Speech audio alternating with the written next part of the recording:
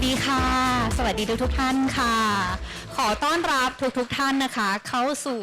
Act Talk ครั้งที่13ของเรา Act Talk on Tour ในหัวข้อ Act Art ค่ะสำหรับวันนี้ถือว่าเป็นครั้งที่สำคัญของทีมงานทุกๆคนเลยเพราะว่านี่คือครั้งแรกของเราค่ะที่เราได้จัดกิจกรรมนอกสถานที่ไม่ใช่ที่สภาสถาปนิกนะคะอาจจะมีความตื่นเต้นนิดหนึ่งต้องขออภัยที่ทำให้ทุกท่านต้องรอนะคะก่อนอื่นอยากจะขอเรียนเชิญบุคคลท่านหนึ่งค่ะที่มีความสำคัญต่อการจัดงานในครั้งนี้นะคะขอ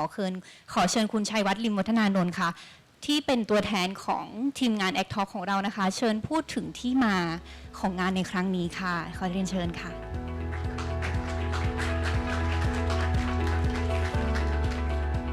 ขอบคุณน้องวาวมากนะครับก็ฉุกละหุกนิดนึงนะครับผมขอเริ่มอย่างนี้ดีกว่าเชื่อว่าหลายคนเราคงเคยได้ยินคำจำกัดความนะครับของคำว่าศัลยกรรมเนี่ยว่าเป็นการรวมกันระหว่าง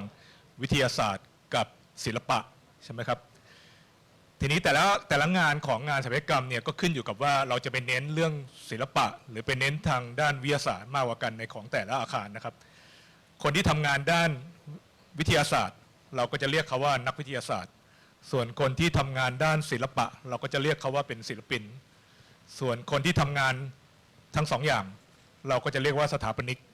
ก็ดูมึนๆหน่อยนะครับดูทำเอาทั้งสองอย่างเลยนะครับทีนี้เวทีอื่นเนี่ยหรือสัมมนาอื่นๆเนี่ยเขาก็จะพูดถึงเรื่องเกี่ยวกับกระบวนการออกแบบทางศัลยกรรมนะครับเชิญสถาปนิกก็ไปเล่าให้ฟังว่าแต่ละอาคารออกแบบมาเป็นยังไงบ้างนะครับมีเงื่อนไขมีเรื่องการออกแบบอย่างไรนะครับซึ่งก็เป็นวิทยาศาสตร์บวกกับศิลปะนะครับแต่ว่า Act Talk ของเราครั้งนี้เราได้นั่งคุยกันแล้วก็พูดคุยกันเรามีความรู้สึกว่าเราจะเบาบางทางด้านวิทยาศาสตร์ลงนะครับแล้วก็มาพูดทางด้านศิลปะให้มันมากขึ้นนะครับแล้วก็วิทยากรแต่ละท่านที่เราเชิญเข้ามาเนี่ยในครั้งนี้เนี่ยก็เป็นสถาปนิกที่ทำงานด้านศิลปะนะครับสังเกตไหมครับว่าจะแตกต่างจากศิลปินที่ทำงานทางด้านศิลปะซึ่งเราเห็นเป็นอยู่เป็นประจำนะครับตอนแรกเราก็ตั้งชื่อ Act Talk ของเราครั้งนี้ว่าเป็น Architects Act Art นะครับนั่นเป็นชื่อแรกตอนที่เราตั้งกันอยู่นะครับทีหลังจากนั้นมาเนี่ยเราก็ลองมานั่งคิดดูว่าถ้าเกิดเราจะเชิญสถาปนิกขึ้นมาพูดนะครับว่าแต่ละท่านจะพูดเป็นไงบ้างวันนี้เราลองมาฟังดูนะครับว่าแต่ละท่านเนี่ยจะมีวิธีการคิดหรือการออกแบบเนี่ยยังคงยึดติดเกี่ยวกับตัวสถาปัตยกรรมแบบเดิมหรือเปล่าเช่นจะยังคงเน้นเรื่องมาร์เก็ตติ้งจะยังคงเน้นเรื่องตัวบัดเจ็ตหรือจะคงเน้นเรื่องฟังก์ชันเหมือนกับตอนที่ท่านออกแบบเรื่องตัวสถาปัตยกรรมหรือเปล่านะครับนั่นก็คือเรื่องการคัดเลือกวิทยากรที่จะมาในงานของเราครั้งนี้นะครับจุดเด่นอีกจุดหนึ่งของ Act Talk เราก็คือเราเน้นแล้วก็คัดสรรมากสำหรับคนที่จะมาเป็นพิธีกรของเรานะครับครั้งนี้พอเราจะเน้นเรื่องศิลปะนะครับเราก็เลยคิดว่าพิธีกรของเราพิธีกรของเราเนี่ยก็ควรจะเป็นศิลปินนะครับแล้วก็มีความเป็นสถาปนิกเป็นดีไซเนอร์อยู่ด้วยก็เราก็เลยได้รับเกียรติจากคุณยาลินดานะครับที่จะมาเป็นพิธีกรให้กับเรานะครับคุณยาลินดาเองเนี่ยจะเป็นศิลปินนะครับเป็นสถาปนิกเป็นนักออกแบบเป็นนักแสดงเป็นนักร้องที่สำคัญก็คือจะเป็นคนสวยด้วยนะครับทีนี้สถานที่ปกติที่เราจัดมา12ครั้งที่ผ่านมาเนี่ยเราจัดอยู่ที่สภาสถาปนิกพอครั้งนี้เราคิดว่าเราจะจัด Act Talk ที่เกี่ยวกับเรื่องอาร์ตเนี่ยเราก็คิดกันว่าสภาสถาปนิกเนี่ยอาจจะไม่เหมาะนะครับก็มองกันหลายอย่างนะครับมองกันหลายสถานที่ครั้งแรกก็คิดว่าจะไปจัดที่มิวเซียมในพิพิธภัณฑ์เลยในพิพิธภัณฑ์ศิลปะที่เรามีอยู่ทั่วไปในกรุงเทพเรานะครับแต่ก็คิดว่ามันก็เป็นอาร์ตเพียวเกินไปทั้งนั้นเราลองหาสถานที่ที่มีทั้งความเป็นสถาปนิกเป็นทางสถาปัตย์ด้วยแล้วก็เป็นทางอาร์ตด้วยนะครับแวบแรกที่คิดขึ้นมาเลยก็คือจิมทอมสันนะครับเราคงเคยทราบกันว่าเรามีจิมทอมสันฟาร์มนะครับที่จัดอยู่ที่ต่างจังหวัดเนี่ยได้มีการเชิญสถาปนิกไปออกแบบผังบริเวณนะครับแล้วก็มีการออกแบบพาวิเลียนด้วยนะครับเราก็เลยคิดว่าจิมทอมสันเองเนี่ยเป็นการคอมไบน์กันนะครับเป็นการผสมผสานกันระหว่างตัวสถาปัตยกรรมนะครับแล้วก็ตัวศิลปะด้วยนะครับสุดท้ายเราก็เลยได้สถานที่นี้นะครับก็คือจิมทอมสันอาร์ตแห่งนี้นะครับก็รู้สึกว่าเป็นสถานที่ที่เหมาะสมมากแล้วก็เก๋มากกับการจัดงานครั้งนี้แล้วสุดท้ายเราก็เลยได้คำว่าเป็น Act Talk on Tour แทนนะครับก็คือมาจัดนอกสถานที่ครั้งนี้นะครับขอบคุณวิทยากรแล้วก็พิธีกรมากๆนะครับสำหรับการให้เกียรติมาเป็นร่วมงานใน Act Talk ครั้งนี้นะครับขอบคุณจิมทอมสันอาร์ตเซ็นเตอร์มากนะครับที่อนุญาตให้เราใช้สถานที่แห่งนี้นะครับเป็นสถานที่ที่สวยงามมากผมเชื่อว่าทุกคนก็คงจะได้ความประทับใจแล้วก็ได้ประสบการณ์ที่ดีกับการนั่งฟังทอล์กครั้งนี้นะครับแล้วก็ขอบคุณแฟน Act Talk ทุกท่านนะครับ ที่เหนียวแน่นกับเรามาฟังมาถึง12ครั้งแล้วก็ครั้งนี้เป็นครั้งที่13ฉลองครบรอบ1ปีที่เรา12ครั้งที่เราเคยมีมานะครับแล้วก็ยินดีต้อนรับทุกท่านเข้าสู่ Act Talk ครั้งที่13นะครับขอให้ enjoy กับ Act Talk ครั้งนี้ครับขอบคุณมากครับค่ะขอบคุณพี่วัดมากๆเลยนะคะสำหรับ Act Talk ในครั้งนี้ที่พี่วัดพูดมาดิฉันจำได้แค่ว่าคุณยาลินดาสวยมากนะคะไม่ใช่หรอเล่นในวันนี้นะคะเราจะพูดถึงงานอาร์ตซึ่งแบบน่าสนใจมากๆแต่ก่อนอื่นค่ะเรามีประเพณีนิยมสำหรับ Act Talk ของเราจะเกิดขึ้นไม่ได้เลยถ้าเกิดไม่เกิดสิ่งนี้ขึ้นมานะคะนั่นก็คือการถ่ายรูปร่วมกันนั่นเองค่ะถ้างั้นอยากจะขอเรียนเชิญวิทยากรค่ะโมเดเลเตอร์ของเรานะคะสปอนเซอร์ผู้ใจดีของเราค่ะแล้วก็ทีมงาน Act Talk ทุกๆท่านค่ะขอเรียนเชิญถ่ายรูปบนเวทีก่อนนะคะขอเรียนเชิญเลยค่ะ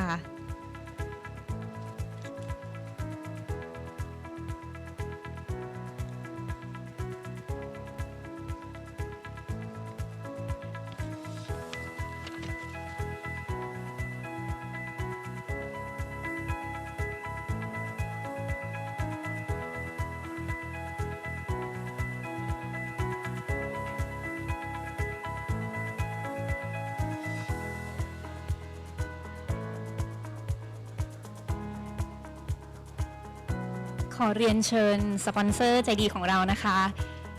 Garden Gas ค่ะและบูเดนค่ะร่วมถ่ายรูปกับเราบนเวทีนะคะ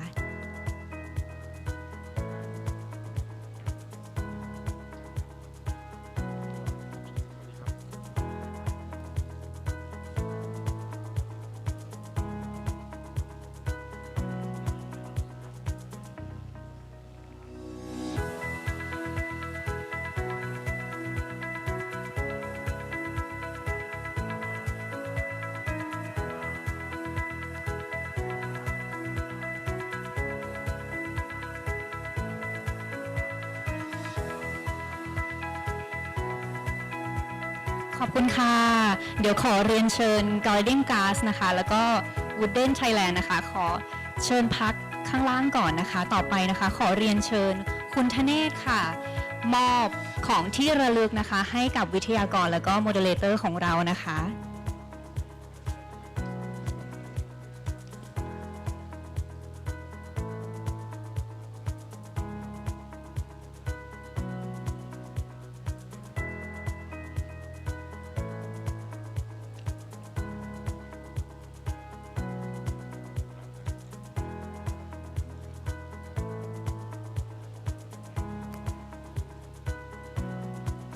มีให้พิธีกรด้วยนะคะขอบคุณมากค่ะคุณธเนศพี่เฟิร์มของเรานะคะต่อไปนะคะขอเรียนเชิญถ่ายรูปร่วมกันค่ะ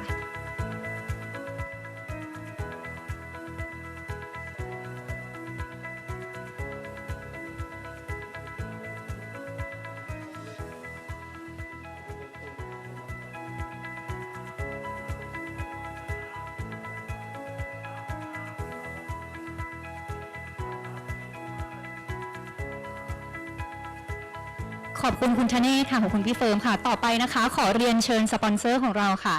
Garden Gas ค่ะขอเชิญมอบของที่ระลึกให้กับโมเดเลเตอร์และวิทยาการของเรานะคะขอเรียนเชิญคุณนวนัทสมนึกค่ะ Architectural Design Manager ค่ะมอบของที่ระลึกให้กับโมเดเลเตอร์และวิทยากรพร้อมถ่ายรูปร่วมกันนะคะ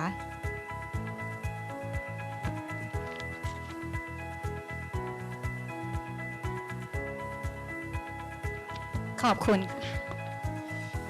เรียนเชิญถ่ายรูปร่วมกันนะคะขอเรียนเชิญตรงกลางเลยค่ะ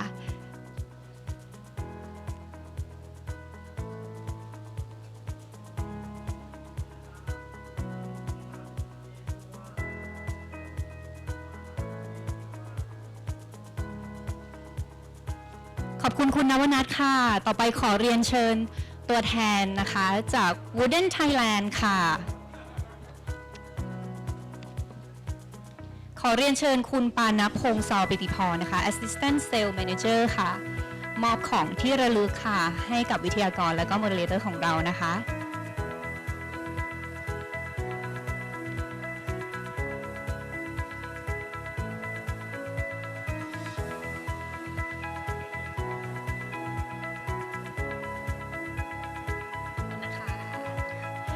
รียนเชิญถ่ายรูปเลยค่ะอยู่ตรงกลางได้เลยค่ะคุณปานพงศ์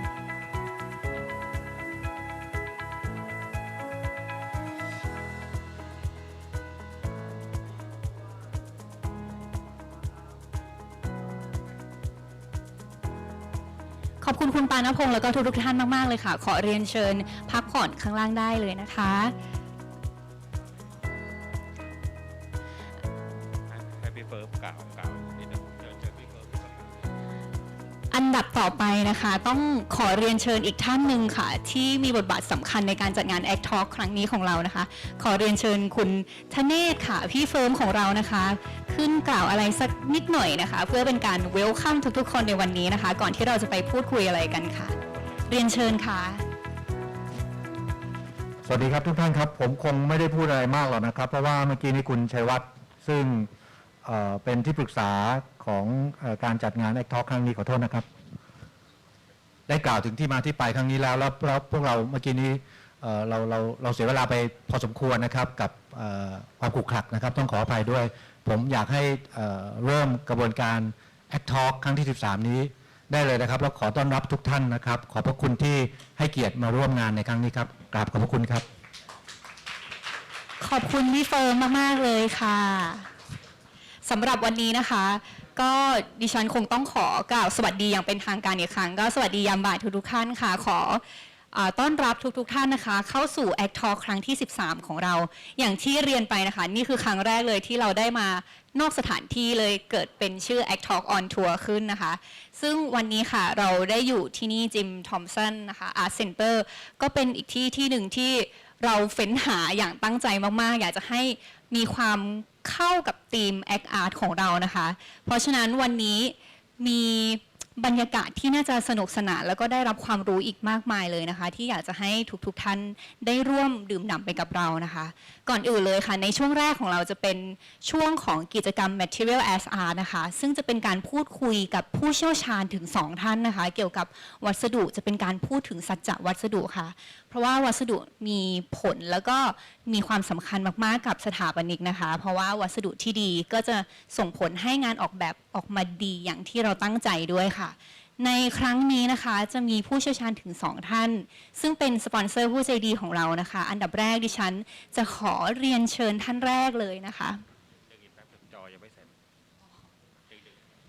ค่ะณตอนนี้เดี๋ยวขอพูดคุยกันเล็กน้อยก่อนนะคะเนื่องจากเราผิดพลาดทางเทคนิคนิดหน่อยนะคะเรื่องของจอนะคะก็อยากจะถามทุกท่านเลยนะคะว่าเดี๋ยวหลังจากนี้นะคะเราจะมีการพูดคุยเป็น Q&A ถามตอบเรื่องของสัจจะวัสดุในเรื่องของกระจกและไม้นะคะจากผู้เชี่ยวชาญนั่นก็คือจาก Garden Glass นะคะแล้วก็จาก Wooden Thailand นะคะใครที่มีคำถามค่ะสามารถยกมือขึ้นนะคะแล้วก็เดี๋ยวจะมีทีมงานของเรานะคะเข้าไปชาร์จทันทีนะคะแล้วก็เข้าไปรับคำถามจากท่านนะคะหลังจากนี้เราจะมีการถามตอบเป็น Q&A กับสปอนเซอร์ของเราค่ะถ้าทุกท่านพร้อมแล้วนะคะดิฉันอยากจะขอเรียนเชิญสปอนเซอร์ของเราค่ะท่านแรกคุณวิชุดาโชติกิติกุลค่ะขอเรียนเชิญเลยค่ะสวัสดีค่ะสวัสดีทุกคนนะคะก็ในนามของ Guardian นะคะแล้วก็ Good afternoon everyone สำหรับในหัวข้อของ Material as Art นะคะในส่วนของกระจกเองนะคะสำหรับกระจกเองเนี่ยจริงๆแล้วกระจกสามารถรังสรรค์ศิลปะได้หลากหลายมากเลยนะคะนอกจากที่จะเป็นงานอาคารแล้วเนี่ยเพราะด้วยคุณสมบัติของกระจกเองนะคะทั้งที่มันมีความโปร่งแสงโปร่งใสแล้วก็สะท้อนแสงบางตัวก็อาจจะไม่สะท้อนแสงหรือว่าบางตัวเองเนี่ยก็คือสามารถกันเสียงได้ด้วยแล้วก็กันความร้อนได้ด้วยนะคะแล้วก็ยังให้ความปลอดภัยด้วยนะคะทีนี้เนี่ยในแง่ของกระจกเนี่ยความเป็นมาของกระจกเนี่ยมันเริ่มมาจากในอดีตเลยค่ะตั้งแต่ก่อนปี5,000 ปีที่แล้วเนาะในอดีตเลยเนี่ยก็คือกระจกเองเนี่ยมันไม่ได้เป็นแผ่นๆสวยๆแบบนี้นะคะในอดีตเลยเนี่ยกระจกเองเนี่ยถูกใช้ที่แรกเนี่ยก็คือที่ซีเรียนะคะจากนั้นเนี่ยเริ่มเอามาใช้ในอุตสาหกรรมเขาเรียกว่าสถาปัตยกรรมเนาะประตูหน้าต่างเนี่ยก็คือชาวโรมันเป็นคนนำเอาเข้ามานะคะแล้วก็ในอดีตเนี่ยกระจกถือว่าเป็นวัสดุ ที่มีมูลค่ามากๆแล้วก็ราคาสูงนะคะเพราะฉะนั้นเนี่ยการใช้งานจึงมีขอบเขตที่จำกัดเฉพาะคนที่มีเขาเรียกว่าอะไรมีเงินเท่านั้นถึงจะได้จับต้องได้นะคะแล้วก็งานกระจกเป็นงานที่ต้องใช้เขาเรียกว่าใช้ความสามารถเฉพาะบุคคลด้วยถึงจะรังสรรค์ออกมาได้นะคะทีนี้เนี่ยพอก้าวเข้ามาในช่วงศตวรรษที่ประมาณสัก20แล้วเนี่ยประมาณปีช่วงก่อนปี 1960 กระจกเองเนี่ยจากงานที่ยากๆเป็นคราฟต์จะต้องเป็นเฉพาะบุคคลที่จะผลิตได้เนี่ยก็เริ่มมาเป็นอุตสาหกรรมนะคะกระจกเริ่มมีการทำเป็นแผ่นขึ้นมานะคะแต่ว่ากระจกแผ่นในช่วงแรกเองเนี่ยเขายังไม่ไ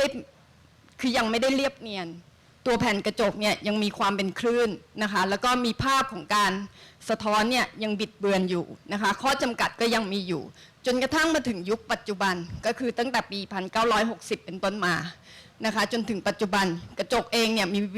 มีวิวัฒนาการนะคะเทคโนโลยีที่ทันสมัยในโลกปัจจุบันเนี่ยก็คือกระจกโฟลตนะคะซึ่งกระจกโฟลตเองเนี่ยสามารถที่จะไปแตกยอดต่อยอดในแง่ของการรังสรรค์งานศิลปะได้หลากหลายมากขึ้นนะคะเพราะด้วยคุณสมบัติที่เขามีความเรียบเนียนแล้วก็ใสทั้งแผ่นนะคะทีนี้เนี่ยในส่วนของ Material of Art Guardian เองเลยนำเสนอตัวโปรเจกต์นะคะ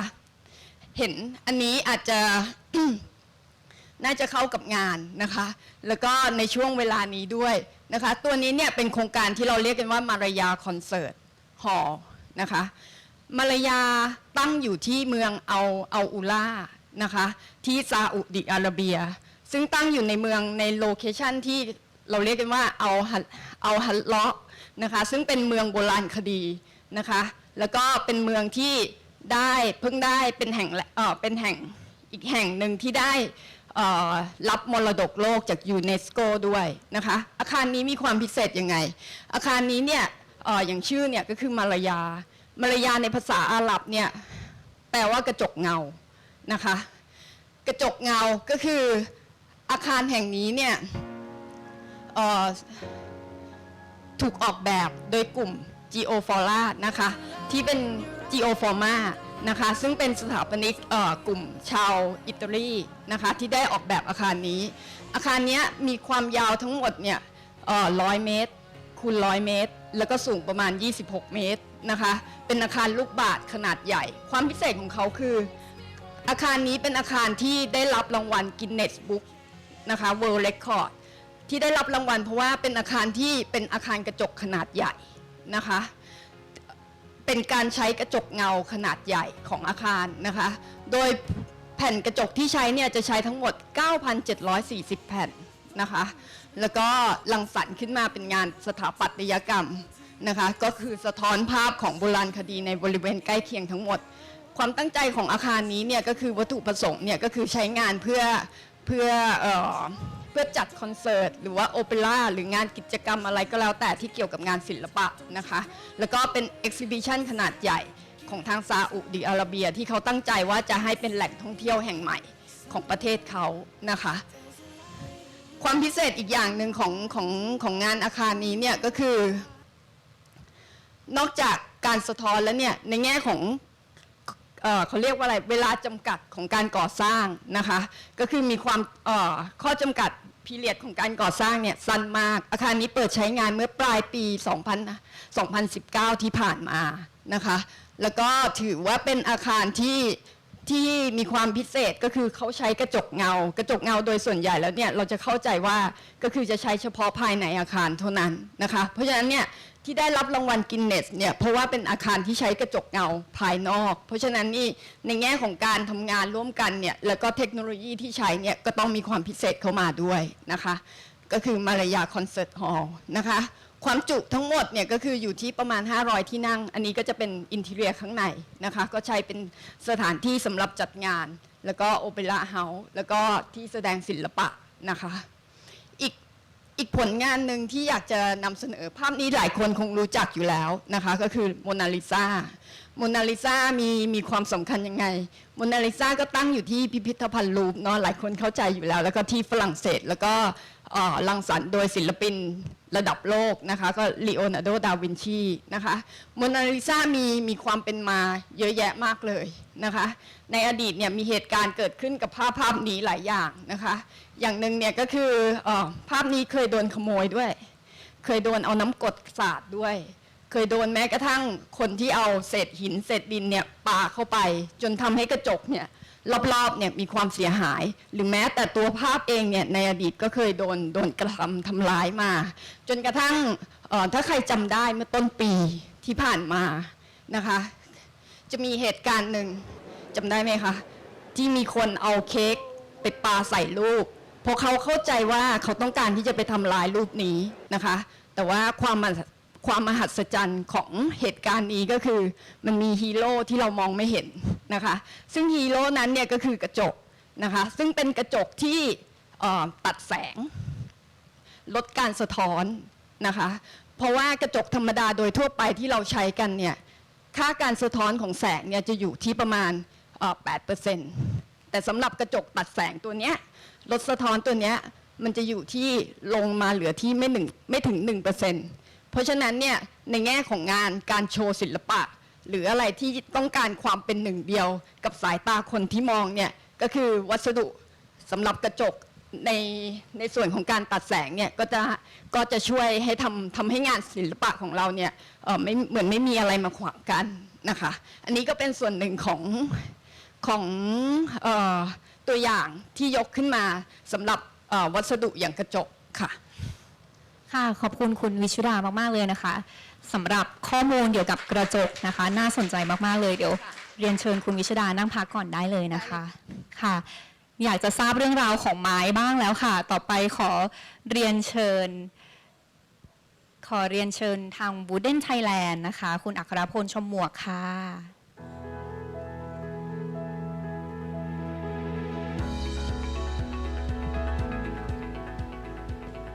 ฮัลโหลครับก็วูดเด้นนะครับผมก็บริษัทเราก็ทำทั้งหมดนะครับก็มีทั้งไม้สักไม้ประตูไม้บันไดนะครับงานไม้สักทุกอย่างนะครับแล้วก็รวมถึงเฟอร์นิเจอร์ไม้สักด้วยนะวันนี้นะฮะก็อยากจะมาชวนกันนะครับมาดูเรื่องของข้อมูลเกี่ยวกับงานไม้หรือว่าเกี่ยวกับเรื่องของการใช้ไม้กันมีหลายท่านนะครับที่เคยได้ยินคำนี้นะครับ greed is goodนะครับใครหลายท่านเคยได้ยินนะครับเพราะว่ามันเป็นคำดังมากนะในหนังเรื่อง Wall Street นะครับแต่วันนี้เราจะมาดูกันว่า wood for good ไม้เนี่ยเป็นวัสดุที่ใช้สำหรับอนาคตจริงหรือเปล่านะครับเดี๋ยวมาดูกันไม้เนี่ยมันมีต้นทางมาตั้งแต่สมัยโบราณกาลแล้วเราเริ่มเอาไม้มาทำบ้านเอาไม้มาสร้างที่อยู่อาศัยมาสร้างเครื่องมือต่างๆนะครับตั้งแต่สมัยโอ้โหหลายพันปีก่อนนะครับแต่วันดีคืนดีนะครับก็ได้พบว่ามีการเกิดไฟไหม้ครั้งใหญ่นะที่ชิคาโกเมื่อปี 1871 นะครับก็เลยทำให้กระบวนการใช้ไม้เนี่ยในการก่อสร้างอาคารเนี่ยถูกตั้งคำถามขึ้นมามากมายนะครับก็ทำให้เกิดวัสดุใหม่ๆนะครับนั่นก็คือคอนกรีตนะครับแล้วก็เหล็กนะครับซึ่งเป็นวัสดุที่ถูกใช้กันอย่างแพร่หลายนะครับตั้งแต่ปี 80 เป็นต้นมานะครับก็เป็นส่วนหนึ่งในการสร้างอาคารต่างๆแล้วก็ที่อยู่อาศัยต่างๆนะครับแล้วก็ตามมาด้วยวัสดุทดแทนไม้นะครับซึ่งก็ต้องบอกก่อนเลยว่าวัสดุทดแทนไม้ส่วนใหญ่เนี่ยจะถูกสร้างโดยพลาสติกนะครับแล้วก็มีรูปแบบในการใช้งานหลากหลายมากๆนะทั้งเป็นเฟสซิ่งทั้งเป็นตัวแมททีเรียลเองด้วยนะครับแต่ในขณะเดียวกันเนี่ยวัสดุทดแทนไม้เนี่ยมันเป็นตัวแทนหนึ่งนะครับที่ทำให้เราเห็นว่ามนุษย์เนี่ยยังไงก็ยังต้องการสัมผัสหรือว่า texture จากธรรมชาตินะครับผมคราวนี้เรามาดูกันว่าตกลงแล้วเนี่ยวัสดุทดแทนไม้หรือว่าคอนกรีตหรือว่าอะไรอย่างเงี้ยมันมีผลต่อโลกร้อนยังไงนะครับจะสังเกตได้จากกราฟนี้นะครับก็จะเห็นได้ว่าการผลิตคอนกรีตแล้วก็เหล็กแล้วก็อลูมิเนียมนะครับรวมถึงการก่อสร้างอาคารนะครับมีเปอร์เซ็นต์สูงมากครับในการปล่อยคาร์บอนไดออกไซด์สู่ธรรมชาตินะครับซึ่งตัวก๊าซคาร์บอนไดออกไซด์เนี่ยจะเป็นก๊าซหนึ่งนะครับที่ทำให้เมื่อมีมากเกินไปในโลกนะครับก็จะทำให้เกิดภาวะเรือนกระจกนะครับอันนี้ถ้าอธิบายเพิ่มเติมก็คือว่าคาร์บอนไดออกไซด์เนี่ยจริงๆแล้วเป็นก๊าซที่อยู่ในอากาศอยู่แล้วแต่เวลามันมีมากเกินไปเนี่ยมันจะไปฟอร์มตัวกลายเป็นเหมือนคล้ายๆเป็นฟิล์มบางๆ นะครับเวลาความร้อนจากดวงอาทิตย์ลงมาที่โลกเนี่ยเวลาเขาสะท้อนออกไปครับสะท้อนออกไปไม่หมดนะครับเพราะว่าติดคาร์บอนไดออกไซด์นะครับคราวนี้เนี่ยไม้ดีกว่ายังไงนะครับการใช้ไม้เนี่ยทำให้เราสามารถที่จะลดกระบวนการก่อสร้างในเรื่องของการผลิตคอนกรีตได้เยอะเวลาเราผลิตคอนกรีตหรือเหล็กก็ตามเนี่ยเราต้องระเบิดภูเขาเราต้องสกัดแร่นะครับกระบวนการพวกนี้เนี่ยมีการใช้เครื่องจักรมีการใช้เครื่องมือค่อนข้างเยอะดังนั้นทำให้คาร์บอนไดออกไซด์เนี่ยถูกปล่อยไปสู่อากาศเนี่ยค่อนข้างเยอะมากนะครับในขณะเดียวกันไม้เนี่ยนะฮะนับตั้งแต่วันที่เราเริ่มปลูกไม้นะครับต้นไม้เนี่ยพอโตขึ้นมาเนี่ยในกระบวนการที่เขาเติบโตเนี่ยเขาจะดูดซับคาร์บอนไดออกไซด์เพื่อเปลี่ยนไปเป็นเนื้อไม้หรือเปลี่ยนไปเป็นต้นไม้นะครับนับวันพอต้นไม้ถึงที่และอายุประมาณ50ปี60ปีได้เวลาได้รอบตัดฟันนะครับเราตัดต้นไม้มาเราทำเป็นวูดโปรดักต์โปรเซสในการที่จะเอาไม้มาทำงานก่อสร้างเนี่ยก็ใช้คาร์บอนไดออกไซด์ต่ำกว่าการใช้คอนกรีตแล้วก็การใช้เหล็กนะครับอันนี้ให้เปรียบเทียบกันดังนั้นจริงๆแล้วเนี่ยไม้เนี่ยนะฮะสามารถที่จะเก็บกักคาร์บอนไดออกไซด์เนี่ยได้ดีที่สุดแล้วในบรรดาวัสดุก่อสร้างทั้งหมดนะเมื่อเปรียบเทียบกับคอนกรีตและโลหะนะครับเพราะว่าตัวไม้เองนะอันนี้อธิบายให้ฟังเพิ่มเติมนิดนึงแล้วกันเพราะตัวไม้เองเนี่ยนะครับเนื้อไม้ของไม้ครับเกิดจากการกระบวนการสังเคราะห์ด้วยแสงเนาะแล้วก็ใช้คาร์บอนไดออกไซด์เข้ามาในการที่จะเปลี่ยนให้ไม้เนี่ยขยายขึ้นนะครับนั่นคือกระบวนการเก็บคาร์บอนไดออกไซด์ของไม้นะครับเผื่อว่าเป็นไอเดียเพิ่มเติมนะครับแล้วยุคนี้นะฮะเมื่อประมาณไม่ถึง10ปีนะครับที่มีการใช้ไม้ในการทำอาคารมากขึ้นนะครับเริ่มมีการเอาไม้มาใช้ในยุโรปเนี่ยค่อนข้างแพร่หลายนะครับโดยเฉพาะวัสดุเสาหรือว่าพื้นหรือว่าแม้กระทั่งสิ่งที่หลายๆคนไม่คิดว่าจะทำได้ก็คืออาคารสูงนะครับอย่างโรงแรมนี้นะฮะโรงแรมที่นอร์เวย์นะครับเป็นอาคารสูงอาคารแรกเลยนะครับที่เป็นไม้ทั้งแท่งเลยนะครับแล้วก็อันนี้โน้ตเพิ่มเติมนิดนึงนะฮะผมไปดูสัมภาษณ์มาของดีไซเนอร์ที่ออกแบบอาคารไม้นี้นะครับเขาบอกว่าเขาออกแบบอาคารมาเยอะมากแต่เขาบอกเลยว่าเขาไม่เคยเจออาคารไหนเลยที่คนที่มาเดินอาคารเขาเนี่ยรูปกำแพงตลอดทางเลย เป็นเรื่องตลกมากแต่สำหรับเขารู้สึกว่านี่คือเสน่ห์ของการใช้ไม้ในอาคารเพราะว่าเนื้อไม้เนี่ยเราไม่ต้องทำเฟซซิ่งเราไม่ต้องปิดผิวนะครับเราสามารถเปลือยไม้ไปได้เลยแล้วก็เวลาคนเดินผ่านเลยก็ตามเนี่ยคือมันสวยด้วยธรรมชาติของมันอยู่แล้วนะครับอันนี้เป็นเขาเรียกว่าเทคโนโลยีใหม่ๆนะครับเรื่องเกี่ยวกับไม้นะตอนนี้ทางวูดเดนยังไม่ได้ทำนะแต่ในอนาคตเราอาจจะมีการ explore โอกาสตรงนี้นะครับก็เป็นกูแลมนะครับเป็นไม้สำหรับทำงานโครงสร้างขนาดใหญ่นะซึ่งตัว mass timber เนี่ยนะครับตอนนี้เริ่มมีการใช้ที่อเมริกาแล้วแต่ก็เท่าที่ทราบข้อมูลมานะครับการใช้ที่อเมริกาการใช้ไม้ที่อเมริกาเนี่ยมีปัญหาตรงที่ว่ากฎหมายครับของทางอเมริกาบางรัฐเนี่ยนะเขาถูกกำหนดไว้ว่าต้องใช้โครงสร้างเหล็กจำนวนกี่เปอร์เซ็นต์แล้วไม้ใช้ได้กี่เปอร์เซ็นต์มันเลยทำให้โครงสร้างไม้ที่เป็นโครงสร้างไม้ทั้งอาคารครับที่อเมริกายังไม่มีแต่ที่ยุโรปเนี่ยมีแล้วมีกันแบบคือแทบจะแข่งกันทำอาคารไม้กันเลยนะฮะแต่ในอเมริกาเนี่ยก็ยังมีข้อจำกัดตรงนี้อยู่ซึ่งตอนนี้เขากำลังจะแก้ปัญหาแก้กฎหมายกันนะครับแมสติมเบอร์มีอะไรบ้างครับก็มีกูแลมนะครับก็ใช้กาวลามิเนตทุกวันนี้นี่คือทางบริษัทวูดเดนนะครับเรามีโปรดักต์ตัวหนึ่งที่เรียกว่าเอนจิเนียร์บูดตัวเอนจิเนียร์บูดเนี่ยเวลาเราใช้เนี่ยคือเราไม้7ชั้นมาซ้อนกันแล้วใช้ลามิเนตกรูซึ่งตัวลามิเนตจริงๆแล้วเนี่ยกาวยุคนี้นะครับในปัจจุบันเนี่ยลามิเนตกรูแข็งแรงกว่าไม้ด้วยซ้ำนะครับซึ่งตอนนี้เขาก็เอามาทำเป็นงานโครงสร้างนะครับถ้าไม้ที่จะรับน้ำหนักในเลเวลที่แบบว่ากดน้ำหนักจากข้างล่างลงข้างบนนะครับเสาของไม้จะถูกเรียงกันในระนาบของเนื้อไม้เส้นไม้ที่เป็นเส้นตรงในแนวเดียวกันนะครับเพื่อรับน้ำหนักจากบนลงล่างนะครับแต่ถ้าทำงานพื้นนะครับส่วนใหญ่เขาจะใช้วิธีการ cross laminate นะครับหรือว่าตัว CLT นะครับก็คือเอาไม้เนี่ยวางสลับเสี้ยนนะครับเพื่อลดอัตราการขยายของไม้นะครับผมอันนี้ก็ถูกใช้เป็นจำนวนมากครับที่อเมริกาแล้วก็ที่ยุโรปนะครับอันนี้ให้ดูกันชัดๆนะครับตัวกูแลมแล้วก็ CLT นะครับผมอันนี้คือวิธีการเรียงไม้ที่ไว้รับอาคารรับน้ำหนักอาคารนะอันนี้การเรียงไม้สำหรับการทำงานพื้นนะแต่จริงๆแล้วก็มีการใช้หลากหลายครับอันนี้เอามาแบ่งปันนะเล่าให้ฟังกันนะครับแล้วก็สุดท้ายแล้วนะก็อันนี้ก็เป็นข้อดีของไม้ที่เมื่อกี้ผมได้พูดไปแล้วนะครับว่าจริงๆแล้วไม้เปรียบเสมือนครับ รอยนิ้วมือของธรรมชาติที่อยู่ในบ้านของเรานะครับมันมีงานวิจัยหลายงานครับที่ทางหลายๆสถาบันทำออกมาถ้าสมมุติว่าห้องที่เป็นคอนกรีตอย่างเดียวกับห้องที่มีส่วนผสมองค์ประกอบของไม้เข้าไปในบ้านเนี่ยคนที่อยู่ในบ้านเนี่ยจะมีความรู้สึกปลอดโปร่งรู้สึกสบายใจมากกว่านะครับแม้ว่าอาคารนั้นอาจจะเป็นอาคารที่อาจจะไม่ได้มีแสงเข้ามามากนะครับไม้มีผลต่อความรู้สึกของมนุษย์มากๆนะครับเพราะว่าไม้เนี่ยทำให้เราได้เข้าใจว่าเราอยู่ในธรรมชาติได้ยังไงนะครับมีคนเตือนแล้วครับ2 นาทีอันนี้ก็เป็นโค้ดดีๆนะจากพี่คนหนึ่งใน TED Talk นะครับที่ผมได้ฟังมาเขาเล่าเรื่องเกี่ยวกับไม้แล้วก็ผมคิดว่ามันเป็นโค้ดที่ดีนะครับถ้าคุณตัดต้นไม้นะครับแล้วคุณเอามาทำอะไรสักอย่างนะจงทำให้มันเป็นสิ่งที่สวยที่สุดที่คุณจะทำได้นะครับขอบคุณมากครับขอบคุณคุณอัครพงศ์มากๆเลยค่ะได้แง่คิดเกี่ยวกับไม้ได้ดีมากๆเลยนะคะหลังจากนี้ค่ะเรามีกิจกรรมเป็น Q&A นะคะต้องขอเรียนเชิญคุณวิชุดาอีกรอบนึงค่ะแล้วก็คุณอัครพลนะคะขึ้นมาบนเวทีค่ะเพื่อถามตอบกันนิดนึงนะคะสำหรับในช่วงนี้จะเป็นการถามตอบกับผู้เชี่ยวชาญของทั้งสองท่านนะคะในเรื่องของกระจกและไม้สำหรับใครนะคะที่มีคำถามอยากจะถามหรือพูดคุยเพิ่มเติมสามารถยกมือแล้วก็บอกทีมงานเราได้นะคะเพื่อเป็นการวอร์มอัพเนาะว่าขอถามเป็นคำถามแรกก่อนเลยละกันค่ะว่าสำหรับวัสดุอย่างเช่นกระจกแล้วก็ไม้เนี่ยมีข้อจำกัดอะไรบ้างไหมคะเริ่มที่คุณวิชุดาก่อนก็ได้ค่ะสามารถยืนกลางบนเวทีได้เลยค่ะข้อจำกัดของกระจกจริงๆแล้วเนี่ยข้อจำกัดของกระจกมันน่าจะเริ่มต้นจากการเลือกกระจกที่เอามาใช้ถ้ากระจกที่เอามาใช้เนี่ยมีคุณภาพ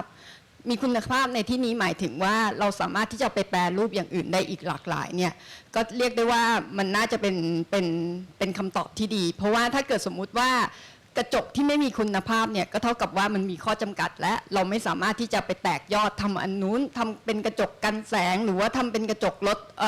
ลดเสียงหรืออะไรพวกนี้ได้ต่อไปนะคะเพราะฉะนั้นเนี่ยกระจกต้นทางเนี่ยที่จะเอามาเนี่ยก็คือต้องเป็นกระจกที่มีคุณภาพในเรื่องของการเก็บรักษาอะไรเงี้ยมีผลไหมคะการเก็บรักษาเนี่ยถ้ากระจกวันใดที่ติดตั้งไปแล้วเนี่ยการเก็บรักษาไม่มีเรื่องที่จะต้องคำนึงถึงเลยนะคะคำนึงถึงอย่างเดียวคืออย่าให้ใครเอาหินไปปาแค่นั้นเองหรือเอาอย่าให้แตกใช่ค่ะค่ะสำหรับคุณอัครพลมีก็ด้วยความที่ไม้เป็นสัจจวัตถุนะครับอย่างที่บอกก็คือว่าเป็นสินค้าที่มาจากธรรมชาตินะครับด้วยตัวไม้เองเนี่ยอย่างเดียวที่เป็นปัญหาใหญ่ของไม้ก็คือความชื้นนะครับถ้าสมมุติว่าอยากจะปูไม้พื้นหรืออยากจะเอาไม้ไปใช้นะครับสิ่งแรกที่ต้องทำเลยคือต้องทำการเช็คความชื้นก่อนนะครับหลายครั้งที่ด้วยประสบการณ์ที่ส่วนตัวผมเป็นผู้จัดการฝ่ายการตลาดนะแต่ก็ได้ลงไปคุยกับทางฝ่ายขายแล้วก็ไปออนไซต์บ้างนะครับก็ด้วยประสบการณ์ที่มาก็คือว่าส่วนใหญ่ลูกค้าเนี่ยชอบไม้แหละอยากปูไม้มากนะครับบางคนชอบมากถึงขั้นว่ายอมยกพื้นบ้านชั้น1นะเพื่อปูไม้แต่ในขณะเดียวกันพอยกพื้นเสร็จก็ต้องมาเช็คอีกทีว่าความชื้นถึงไหมนะครับเพราะบางทีความชื้นไม่ได้มาจากพื้นขึ้นมานะบางทีมันมาจากเสานะครับมาจากกำแพงปูนต่างๆนะบางทีความชื้นมาจากหลายทางมากซึ่งถ้าให้แนะนำนะทางผู้เชี่ยวชาญของวูดเดนเนี่ยส่วนใหญ่เราจะแนะนำให้ปูห้องชั้น2ปูชั้น2นี่ยังไงก็รอดแน่นอนแล้วก็เราก็จะมีวิธีการกันชื้นกันอะไรของเราไปนะครับประมาณนี้ครับความชื้นมันเป็นหัวใจหลักครับในเรื่องของการดูแลรักษาด้วยใช่ไหมคะสำหรับความชื้นใช่ครับการดูแลรักษาด้วยแล้วก็อีกเรื่องนึงคือเรื่องของไม้จะไม่เหมือนกับลามิเนตนะครับข้อดีของไม้กับลามิเนตต่างกันตรงที่ว่าถ้าให้พูดถึงความรู้สึกอันนี้ต่างกันอยู่แล้วแต่ถ้าให้พูดเรื่องของการดูแลรักษาเนี่ยบางครั้งเนี่ยเราไม่สามารถที่จะไปลงดีเทลกับเรื่องของรอยเรื่องของขีดข่วนต่างๆบนไม้ได้เพราะว่ามันเป็นวัสดุตามธรรมชาติไม่เหมือนลามิเนตที่ออกเป็นพลาสติกนะครับดังนั้นเนี่ยลูกค้าเวลาปูไม้ไปเสร็จปุ๊บเนี่ยสิ่งแรกที่ต้องคำนึงเลยว่ามันจะไม่นิ่งอย่างนั้นตั้งแต่วันแรกจนถึงวันสุดท้ายแน่นอนครับผมแต่ฟีลลิ่งได้เหมือนเดิมครับเพราะฉะนั้นการนำไปใช้ควรเข้าใจวัสดุนิดนึงเนาะเพื่อที่เราจะได้งานที่อย่างที่เราอยากได้ออกมานะคะครับผมสำหรับผู้ฟังนะคะที่มีคำถามอยากจะถามอะไรเพิ่มเติมไหมคะถ้ายังไม่มีนะคะต้องขอบคุณทั้งสองท่านค่ะคุณวิชุดาแล้วก็คุณอัครพงศ์นะคะที่มาแชร์เรื่องราวดีๆกับเราในวันนี้ค่ะขอบคุณมากๆเลยค่ะขอบคุณค่ะสำหรับต่อไปนะคะก็ดิฉันอยากจะขอส่งต่อเวทีนี้ค่ะให้กับคุณยาลินดาสำหรับในช่วงนี้นะคะช่วง Material as Art นะคะก็ขอจบลงเพียงเท่านี้ขอบคุณมากๆค่ะ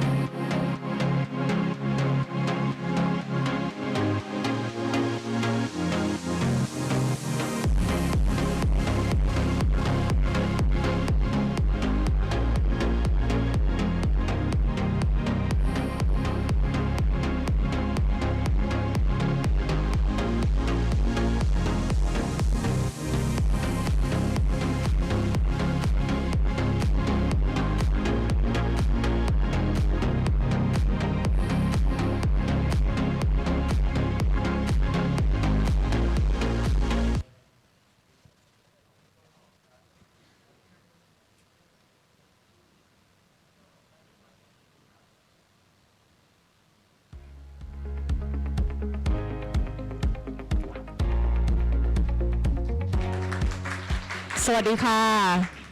ก็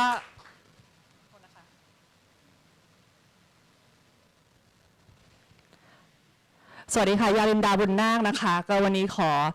ทำหน้าที่เป็นผู้ดำเนินรายการในช่วงนี้นะคะสำหรับ ACT Talk ครั้งที่ 13 นะคะสำหรับงาน ACT Talk เนี่ยเป็นงานกิจกรรมที่ทางสภาสถาปนิกจัดขึ้นอย่างต่อเนื่องนะคะโดยครั้งนี้เนี่ยอย่างที่พี่ชัยวัฒน์พูดไปเป็นครั้งแรกนะคะที่เราออกมาจัดกิจกรรมกันนอกสถานที่นะคะแล้วก็หัวข้อของงานวันนี้เนี่ย ACT Art นะคะจะบอกเล่ามุมมองของสถาปนิกที่ทำงานเกี่ยวข้องกับงานศิลปะนะคะซึ่งถือว่าเป็นโจทย์ที่น่าสนใจมากนะคะที่เราจะได้ฟังสถาปนิกเนี่ยมาคุยถึงงานของตัวเองเนี่ยจากแง่มุมของศิลปะซึ่งเราไม่ค่อยจะได้ฟังกันนะคะเพราะว่าส่วนตัวเนี่ยคิดว่าสถาปนิกส่วนใหญ่เนี่ยคงไม่กล้าจะเรียกตัวเองว่าเป็นศิลปินหรอกนะคะแล้วก็อีกอย่างหนึ่งเนี่ยก็คงจะไม่กล้าที่จะเรียกผลงานของตัวเองว่าเป็นงานศิลปะด้วยนะคะแต่ว่างานสถาปัตยกรรมเนี่ยมีงานหลายๆอย่างที่เราเคยเห็นเคยเจอกันเนี่ยนะคะที่เป็นงานที่ดีมีคุณค่าแล้วก็สร้างแรงบันดาลใจให้เราในการสร้างผลงานที่เป็นอาคารเนี่ยซึ่งเป็นงานที่ตั้งอยู่ในพื้นที่สีเทาๆนะคะหรือว่า gray area ที่เราไม่สามารถจะนิยามมันได้ว่ามันคืออะไรนะคะไม่ว่าจะเป็นผู้เสพหรือว่าผู้สร้างเนี่ยก็คงไม่กล้าจะบอกได้ว่าพื้นที่นี้มันคือพื้นที่อะไรนะคะ4 สตูดิโอที่เราจะเห็นผลงานในวันนี้เนี่ยสร้างงานอยู่ในพื้นที่เทาๆอันนี้นะคะงานที่จะเห็นเนี่ยมีความแตกต่างกันหลากหลายมากนะคะทั้งในฟอร์แมตในบริบทในสเกลนะคะเราอาจจะได้ยินคำว่า installation foley interface sculpture object นะคะซึ่งอันนี้อาจจะเป็นคำที่หลายๆท่านอาจจะใช้จำกัดความงานของพวกเขานะคะแต่ว่าที่แน่ๆเนี่ยสิ่งที่เราจะเห็นในทุกๆงานเนี่ยก็คือทุกๆงานเนี่ยมีคุณลักษณะของสถาปัตยกรรมที่ดีนะคะก็คือเป็นงานที่ให้ความสำคัญกับบริบท sense of place environment การสร้าง experience ใหม่การให้ความสำคัญกับวัสดุแล้วก็รายละเอียดนะคะซึ่งส่วนตัวเนี่ยดีใจมากนะคะที่ได้มามีส่วนร่วมในวันนี้เพราะว่าตัวเองเนี่ยชื่นชมผลงานของ4 สตูดิโอนี้มากๆนะคะก่อนที่เราจะได้ไปฟังเนี่ยก็อยากจะบอกนิดนึงว่าพอจบทอล์กเนี่ยเดี๋ยวจะได้มีการไซต์ทัวร์กันด้วยนะคะโดยที่คุณมารีน่าแล้วก็คุณจรผู้ออกแบบอาคารนี้เนี่ยจะเป็นคนเป็นไกด์ด้วยตัวเองเลยนะคะจากชั้น1จนถึงชั้น4เลยแล้วก็พอเสร็จจากทัวร์แล้วเนี่ยเราก็จะมีปาร์ตี้กันข้างนอกตรงบริเวณนี้ด้วยนะคะเพราะฉะนั้นก็อย่าเพิ่งรีบกลับบ้านกันนะคะแล้วก็สุดท้ายนี้เนี่ยก็ต้องขอบคุณนะคะผู้สนับสนุนของเรานะคะทั้ง3ท่านนะคะ Guardian Glass เป็นผู้ผลิตแล้วก็ผู้สร้างสรรค์นวัตกรรมกระจกที่ยิ่งใหญ่ที่สุดในโลกรายหนึ่งนะคะ See What's Possible บริษัท TPS Garden Furniture จำกัดนะคะเจ้าของแบรนด์ Wooden แล้วก็ Cafe Amazon นะคะแล้วก็ต่อจากนี้ขอเชิญทุกท่านพบกับคุณสาวินีบุรณศิลปินแล้วก็คุณทอมดันเนเคอร์นะคะจาก Things Matter ขอเสียงปรบมือด้วยค่ะ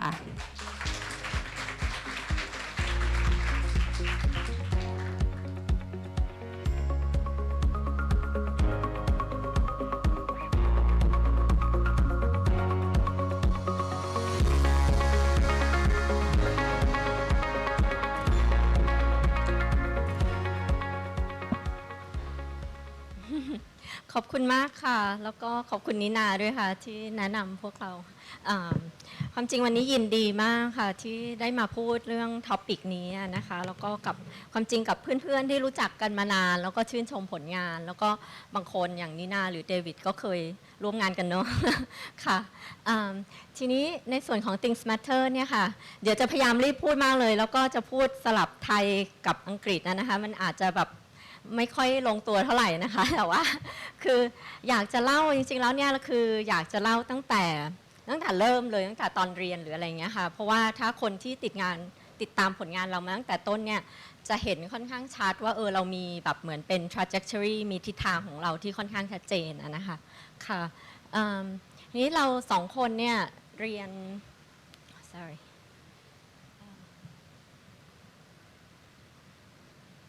ค่ะนี่เหมือนสไลด์เดวิดงงโอเค คือเราสองคนเรียนที่มหาวิทยาลัยวิสคอนซินที่มิลวอกกี้นะคะมันก็คืออยู่ที่อเมริกาเป็นโซนมิดเวสต์เนี่ยซึ่งจริงแล้วเนี่ยโรงเรียนเนี่ยก็สอนคล้ายๆกับคิดว่าทุกๆคนคงเรียนแบบนี้ก็คือเป็นโรงเรียนที่สอนแบบออร์โธดอกซ์โมเดิร์นิซึมมานะคะแล้วก็มีตำราอย่างของแบบแฟลมตันคอรินโรเรียนศึกษางานของเลอ คอบูเซียหรืออะไรเงี้ยค่ะแล้วก็ทีนี้ก็เป็นโรงเรียนที่ให้พื้นฐานทางสถาปัตยกรรมกับเราเนี่ยดีมากเลยแต่ว่าโดยส่วนตัวแล้วเนี่ยปัวกับทอมเนี่ยคือเหมือนมี tendency ที่จะสนใจงานศิลปะเหมือนงาน conceptual art งาน land art อะไรอย่างเงี้ยนะคะแล้วก็คือด้วยความบังเอิญเนี่ยก็มีอาจารย์ที่สนิทกันแล้วเขาก็แนะนำคือเขาสนใจพวกpostmodern cultural theory นะคะแล้วเขาก็ให้เราอ่านพวกหนังสือของ Hal Foster ของ Rosalind Krauss แล้วก็เชิญศิลปินอย่าง Mary Miss มาเลคเชอร์หรือว่ามา descript ที่โรงเรียนนี่อันนี้มีอิทธิพลมากเลยกับปัวแล้วก็กับทอมด้วยนะคะแล้วก็ทีนี้ตอนเรียนเนี่ยก็คือเรียนทุกอย่างแต่ว่าก็ด้วยความสนใจส่วนตัวเนี่ยเราก็จะสนใจงาน land art เป็นพิเศษแล้วก็พอเราเรียนเสร็จเนี่ยเราก็เลือกที่จะไปเรียนต่อที่ Princeton เพราะว่าตอนนั้นเนี่ยเป็นที่ซึ่ง Hal Foster ที่เราชอบเนี่ยสอนอยู่แล้วก็มีที่คณะก็จะมีอาจารย์อย่างMark Wigley Elizabeth Diller Beatrice Colominas คือคนเหล่านี้มีอิทธิพลในเกี่ยวกับความคิดกับงานศิลปะของปัวมากนะคะแล้วพอเราเรียนจบเนี่ยทอมก็ไปทำงานกับตอนนั้นเป็นสตูดิโอเป็นDiller School Video ตอนสมัยค่อนข้างโบราณหน่อยนะคะก่อนที่จะเป็นตอนนี้แล้วก็ปัวก็ไปทำงานที่พิพิธภัณฑ์ศิลปะชื่อ Deer Center for the Arts เป็นผู้ช่วยศิลปินอย่างโรเบิร์ต เออร์วินอย่างงานที่เห็นอันนี้นะคะทีนี้ตอนนั้นเนี่ยเราก็คือทำทุกอย่างแบบเหมือนทำงานออกแบบเขียนหนังสือหรือว่าคือทุกอย่างสำหรับเรามันคือ discourse ที่เกี่ยวกับ art and architecture คือเราไม่ได้แยกว่ามันคืออะไรนะคะOkay, I think Tom will continue here. I was telling them that like what we were doing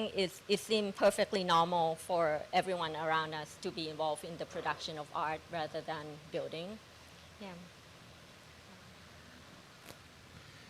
So our generation of architects, fresh out of Ivy League grad schools, for a while we tried to call everything anyone did architecture.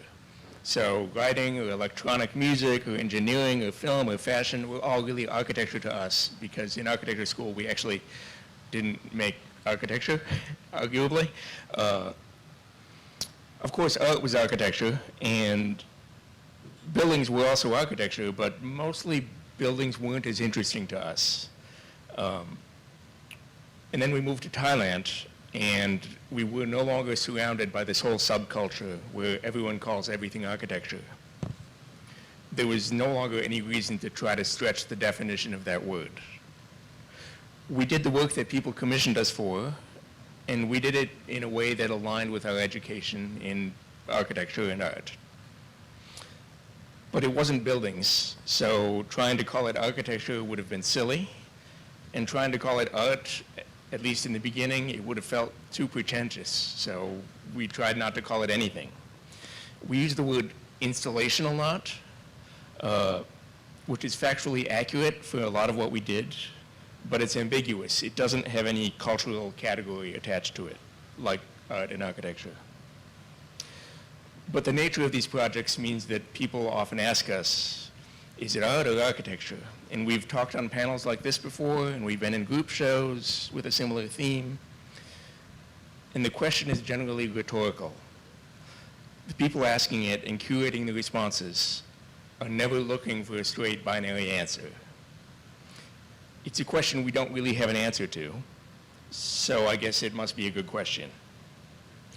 Like a lot of our colleagues, including the ones here today, we're obviously operating in what Rosalind Krauss would have called the expanded field. Told you I'd bring some 70s art theory into it. Asking art or architecture isn't a bad question. It's just a way of starting a conversation about the relationship between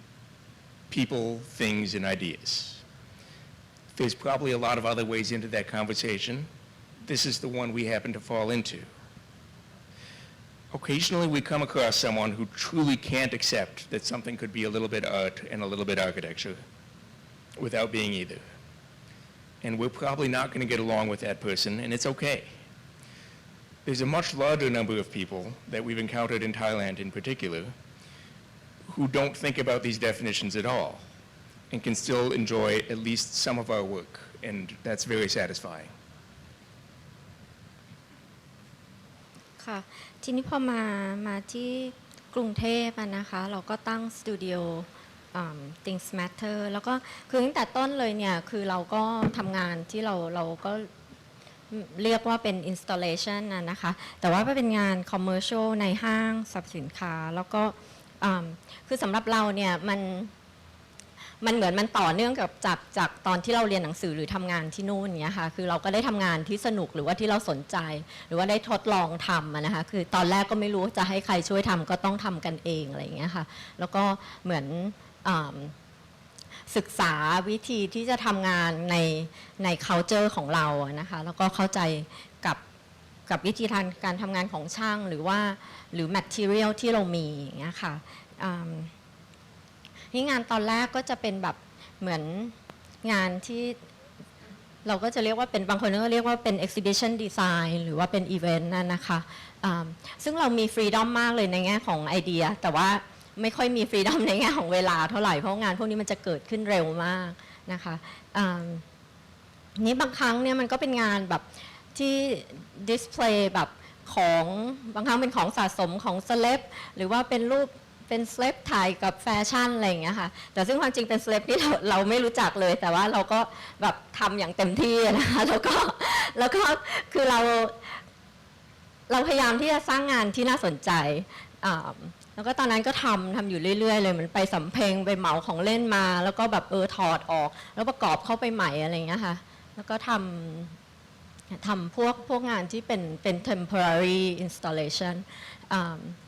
ทำเยอะมากค่ะแล้วก็นี่อันหนึ่งที่เรารู้สึกดีใจเนี่ยก็คืออันนี้เป็นช่วงแรกๆเลยของสตูดิโอแต่ว่า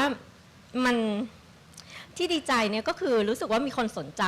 หรือว่าอย่างต่างประเทศเนี่ยหรือว่ามหาวิทยาลัยเก่าของเราเนี่ยก็เชิญเราไปเล่าว่าเราทำอะไรที่กรุงเทพอย่างเงี้ยนะคะก็เลยเราก็คิดว่าคือสิ่งที่เราทำเนี่ยก็มันก็คงมีคุณค่าหรือมีความน่าสนใจระดับหนึ่งเหมือนกันค่ะTom? Yeah.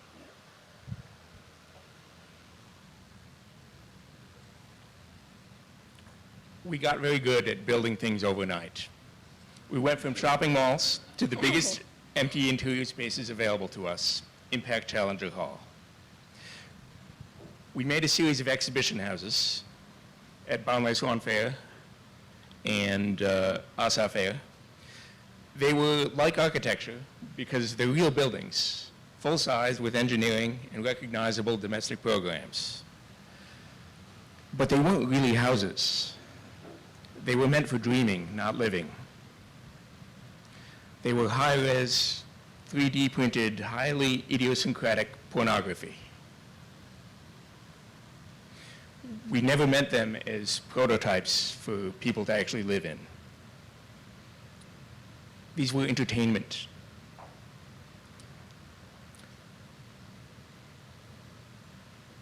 Sometimes I have to acknowledge we may have been trying to entertain the wrong crowd. At the ASA Fair, Asa Fair a few years ago, we made a pavilion for the main stage. It was the architect's fair, so I guess we have to admit it's a kind of architecture. But then they installed it in front of the BACC as part of the first Bangkok Art Biennale. And here it's a sculpture with no function at all. So that's obviously art, right?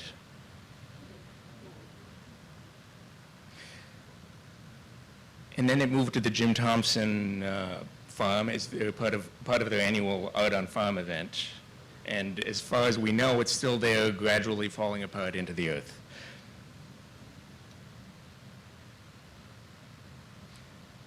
putting it in this field with the flowers, it's no longer clear that it's architecture or high art like it kind of was for a little while. It's a little bit kitschy, right? It's a garden folly, and we think it fits. Honestly, we're pretty happy to make something that's out at home, outdoors.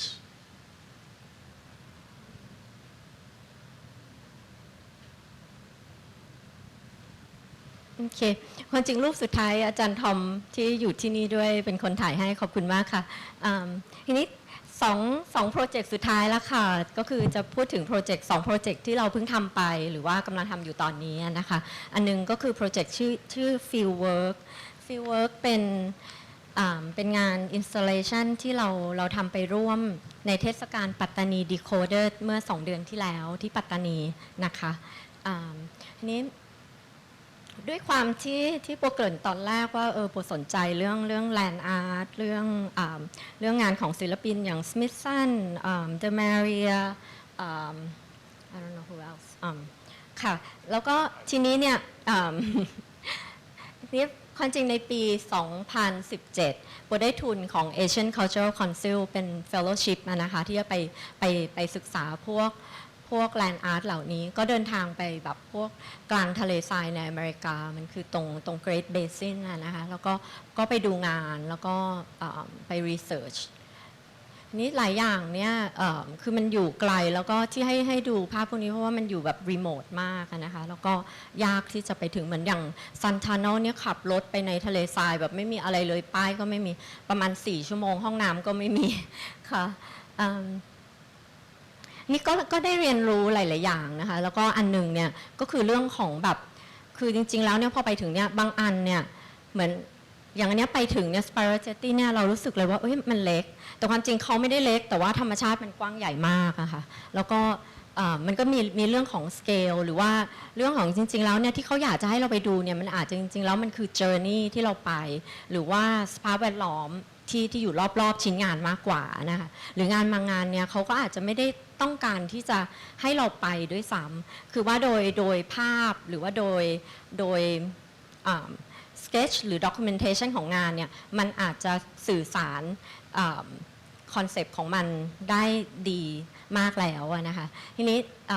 anyway ที่เกิดอันนี้เนี่ยเพราะว่าพอกลับมาเมืองไทยเนี่ยค่ะโปก็รู้สึกว่าอยากจะทำอะไรที่มันเกี่ยวข้องกับ environment ของเราทีนี้มันก็เลยมีโอกาสหนึ่งคือด้วยความชอบส่วนตัวในเวลาเห็นนาเกลือเนี่ยก็ชอบมากแล้วก็เห็นเกลือที่กองอยู่นะคะมันมีความแบบมันมีความ sculptural มากอะค่ะแล้วพอดีเนี่ยพอดีตอนนั้นเนี่ยคุณทางด้านซ้ายนะคะคุณราชิตราเดนธรรมัดเนี่ยซึ่งเป็นผู้จัดงานปัตตานี Decoderแล้วเขาก็ประกาศปีนี้ว่ากำลังจะจัดอีกนะอะไรเงี้ยนะคะเพราะว่าไม่ได้จัดมาหลายปีเนื่องจากโควิดนี้โบก็เลยติดต่อแกไปแล้วก็บอกว่าโบสนใจนะแล้วก็เล่าว่าอยากทำอะไรนะคะแล้วก็แกก็ต้อนรับอย่างดีมากเลยแล้วก็เราก็ลงไปพื้นที่แล้วเราก็ไปอธิบายว่าสิ่งที่เราอยากทำเนี่ยเราอยากจะทำเป็นเหมือนเป็น device ที่คือพอดีธีมของเขาปีนี้ค่ะมันเป็นเรื่องเกลือหวานเขาใช้คำว่า deep saltนะคะแล้วก็มันมีนาเกลือเยอะเลยที่ปัตตานีที่มันค่อนข้างจะแบบตายไปอะค่ะคือเหมือนว่าคนไปทำอย่างอื่นหรือว่าด้วยโลกร้อนเนี่ยมันทำนาเกลือไม่ค่อยได้นี่พวกก็เลยคิดว่าเราอยากทำเป็น device ที่เอาไป install ในนาเกลือนะคะแล้วก็ทำงานกับ environment ของมันคือทำงานกับผิวน้ำหรือว่าท้องฟ้าหรือว่าสภาพแวดล้อมรอบๆเนี่ยค่ะเพื่อให้คนเนี่ยเหมือนได้มี excuse ที่จะลงไปในนาเกลืออีกทีหนึ่งนะคะนี่เราก็ทีนี้พอหลังจากนั้นเนี่ยพอเขาเริ่มแบบเขาโอเคแล้วเขาก็แบบแบบอยากให้เรามาจอยมากนะคะนี่เราก็ทำงานร่วมกันก็มีลงไปแล้วก็ทำงานแบบผ่านทางซูมบ้างอะไรบ้างแล้วเราก็เทสในแง่ของจริงๆแล้วก็ทำงานเหมือนงานออกแบบเหมือนสถาปัตยกรรมทั่วไปนะคะเราก็คิดถึงเรื่องสเกลของกระจกนะคะหรือว่าสเกลของงานว่ามันต้องมีกระจกกี่อันหรอในพื้นที่เท่าไหร่หรอถึงจะพอที่จะมี impact พอสำหรับนาเกลือ300 ไร่นะคะทีนี้เราก็เลยเลือก ได้ไซต์ที่จริงๆแล้วเลยไปเนี่ยมันคืออ่าวปัตตานี แล้วก็มันมีนาเกลือซึ่งมีตั้งแต่โบราณแล้วนะคะเราก็เลยเลือกที่จะทำที่นี่ค่ะแล้วก็ทีนี้กระจกเนี่ยจริงๆอันนี้มันไม่ได้ to scale นะคะแต่ว่าเราก็เลยตกลงเราใช้กระจกทั้งหมดเนี่ย625 ชิ้นในพื้นที่ประมาณไร่ครึ่งในถ้ารวมไซต์ทั้งหมดคือ300 ไร่แล้วก็เราก็ใช้คันนาเนี่ยค่ะเป็นเหมือนเป็น circulation แล้วก็โลเคตมันลงไปว่าโอเคมี circulation หลัก มี circulation รองเนาะค่ะแล้วก็กระจกเนี่ยทุกอันเนี่ยค่ะก็หันหน้าไปทางทิศตะวันตกเพราะว่าเราอยากจะให้คนเนี่ยมาดูพระอาทิตย์ตกตอนเย็นที่นาเกลือค่ะแล้วก็คือโดยที่จริงๆแล้วเนี่ยมันมีองศาที่ค่อยๆปรับไปเรื่อยๆต่างๆกันนะคะประมาณทีละ10 องศาแต่ว่าโดย general แล้วเนี่ยทุกอันหันไปทางทิศตะวันตกเพื่อที่ว่าพอเขามองดูกระจกเนี่ยเขาจะเห็นแสงพระอาทิตย์ที่ตกนี่พอเราเริ่มเทสเรื่องของสเกลเรื่องอะไรอย่างเงี้ยค่ะแล้วมันก็ความจริงมันไม่คือด้วยความที่คิดว่าไซส์มันสวยงามอยู่แล้วนะคะคือพอเขาไปเทสกระจก3 อันเขาก็แบบว่าตื่นเต้นกันแล้วแบบว่าแบบรู้สึกว่ามันมีแมจิกบางอย่างอยู่นะคะนี่แล้วเสร็จแล้วก็คือหลักๆเนี่ยทางทีมปัตตานีเป็นคนติดตั้งเขาทำกันเองโดยที่ไม่ได้ใช้ผู้รับเหมานะคะเหมือนแบบลงไปแบบ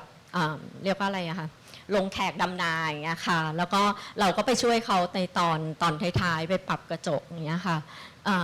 มันก็เป็นอะไรที่เป็นประสบการณ์ที่แบบที่ประทับใจมากนะคะแล้วก็เหนื่อยมากคือตอนแรกเรากลัวมากเลยว่าเราทำเองไม่มีผู้รับเหมาแล้วแบบมันจะตรงได้ยังไงอะไรอย่างเงี้ยค่ะแล้วความจริงมันไม่ตรงเลยก็คือต้องไปปรับอยู่อย่างนั้นจนปวดไข้ขึ้นไป3 วันกว่ามันจะตรงแล้วก็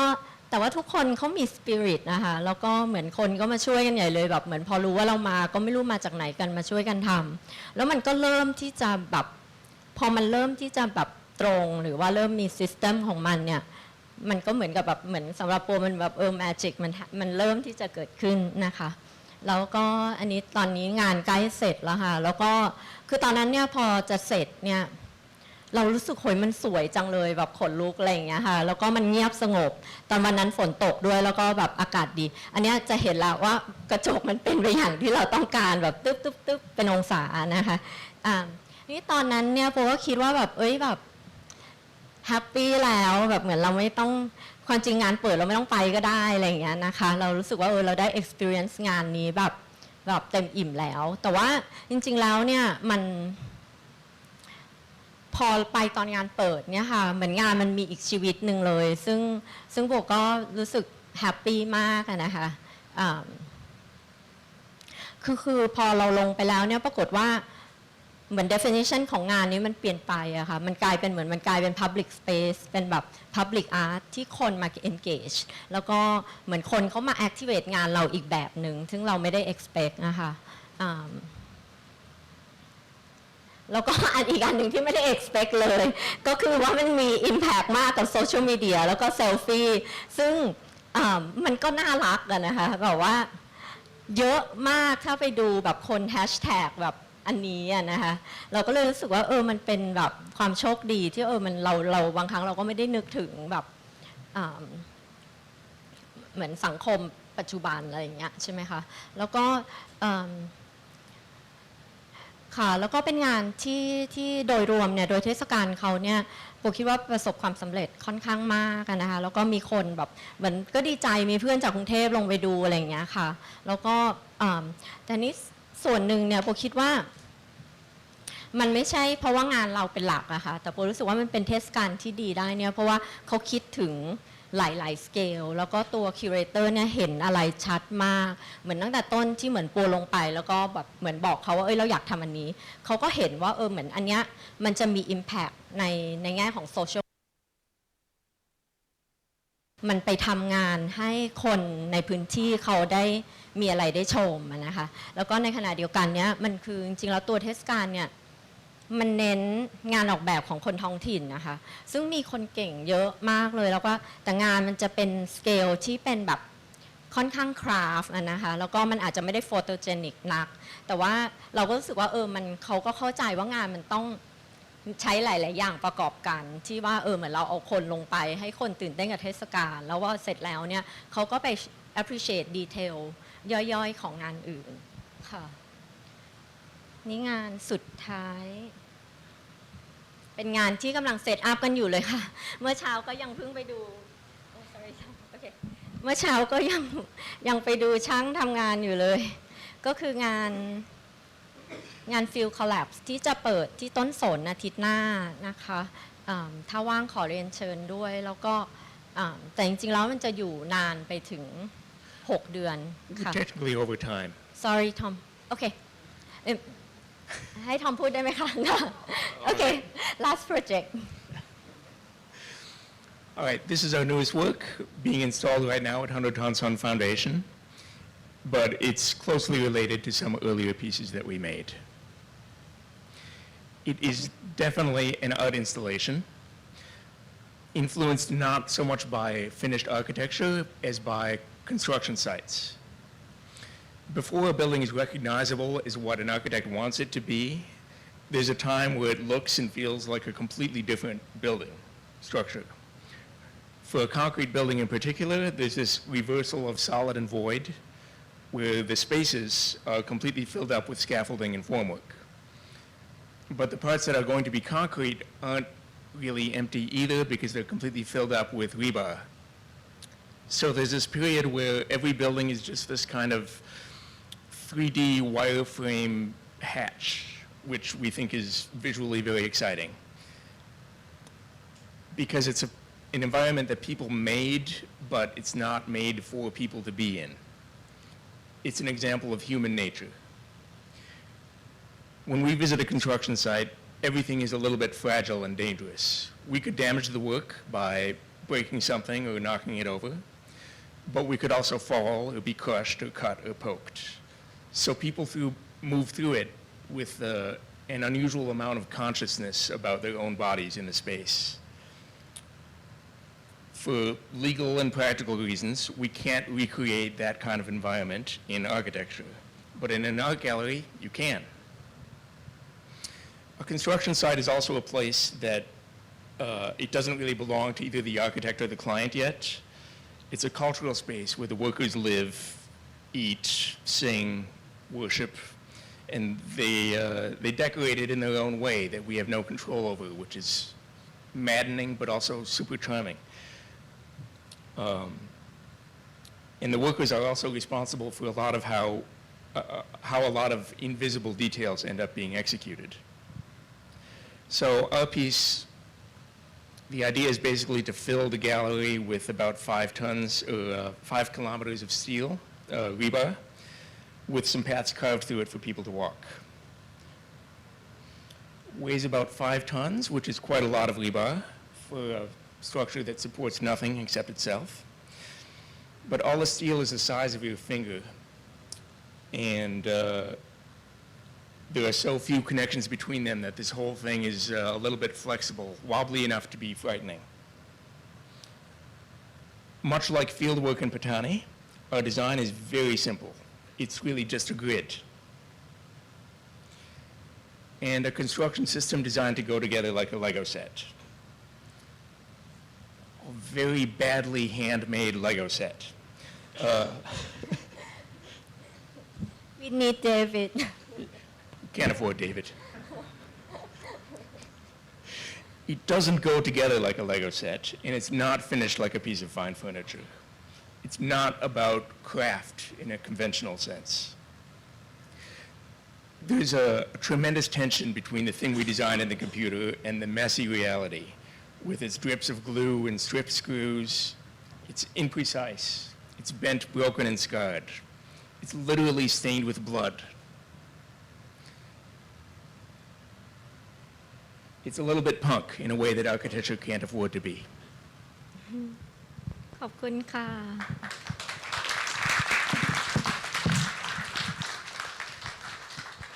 ขอบคุณพี่ปัวกับทอมมากเลยนะคะ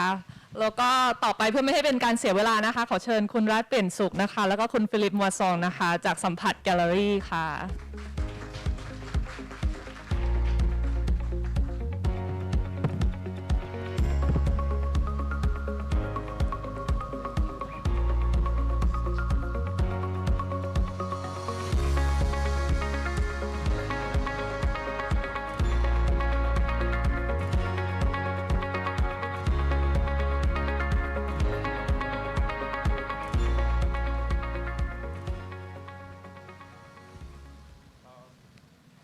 cut the light cut the light cut the light thank you ขอบคุณครับ Hello, good afternoon. I'm Philippe Moison. I'm a photographer, and I work with Conrad Gaspar, and we work together. And I will start. We are going to talk about the genealogy. The genealogy, in the architecture way or in the art way, is the presence, the spirit presence of the place, the presence of the place. And so in my different photography, all the pictures you will see are my photography, of course, because I'm a photographer. And so I would like to give first maybe a definition, I mean, for me, the direction I will take. Definition of art, for example. It's very, very difficult to give a definition of art. It can be very pretentious, but, you know, I try to, in a way, in my different studies, I like the definition of a German philosopher called Hegel. And this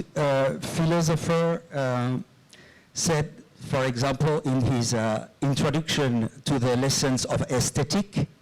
in the 18th century, so it's not now, it's 300 years ago, that when there is art, when the substance is very close or very intimate with the form. When the substance, so when the inside, when the spirituality, when the spirit of the place is close, so close, like you cannot dissemble with the form. And when you arrive to that level, this is art.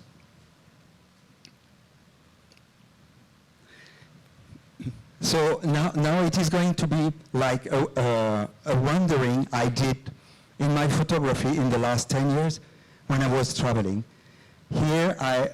for the spirit, in my opinion, as a photographer, of course, the spirit, the presence, the spirit of the photography is always the lighting. Photography means to write with the light. So it's very easy. So in that case, I was walking here. It was in Beijing, and I was in front of a Paul Andreu architecture of the Opera of Beijing, and I was walking, and I was faced to the solitude. That's what I feel. The real solitude of some urbanism or some architecture. It can be beautiful, okay, it can be great, but here I feel solitude and like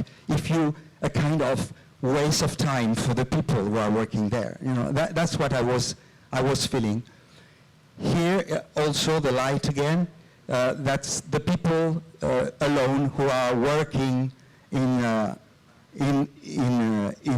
the towns. This is in Tokyo, in Shinjuku. I was walking there and suddenly I put my eyes up and I saw a guy who was, you know, cleaning the glasses, and I said, oh my God, yeah, this is a kind, you have to do it, but what a solitude it is. Here again, I was in Hong Kong, and I was walking in Hong Kong on a platform, on a terrace, and you can see all the light again, like the feeling of the place. You see the reflection of my building, you know, on the other building, and it gives a kind of poetry, for this image. And down to me, you can see a poor guy, you know, he is there, you know, with his cell phone, you know, I suppose. He is lost, and maybe he wants to take a little time, you know, to think with his cell phone in his big town solitude of Hong Kong. Here again, it's in Hong Kong. I was walking, I think a lot of people here know Hong Kong, but I think it is a kind of symbolic of what is happening now. A kind of, you know, that there is a big surveillance now in Hong Kong, you know, since the last 2 years. Everything's changed politically in Hong Kong. So here it is a kind of, you can see all the people walking, you know, on the pedestrian way, you know, and there is one guy, you know, with his files and his books, and he's alone, he's not into the pedestrian, And so it gives me a kind of thinking of what will be the problem in the future. It was 10 years ago. Again, in Hong Kong, the guy who is, he's alone, he's passing the road. Here I'm walking in Buenos Aires, again, beautiful town with two old people, with diseases or something, the pain of walking. And it's again solitude, the solitude of men in town. The only civilization or people you can see is on the tract, on the flyers, which is glue on the pillar, which is there, which is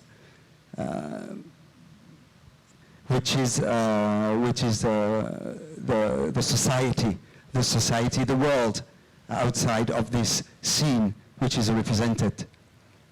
Here we are in Paris. It was 10 years ago when they started to make the Paul des France Avenue in Paris, and you have the big library, the French library, the Parisian library of Perrault. And I can feel also here the solitude of the guy in his car. And now you have, this is the only place in Paris where you have a new town. It's completely new. And now it's a big axe full of people, full of energy, full of young people, full of nightlife. It's incredible. And for Paris, it's very difficult. Because Paris is, you have the periphery all around, and all what is inside Paris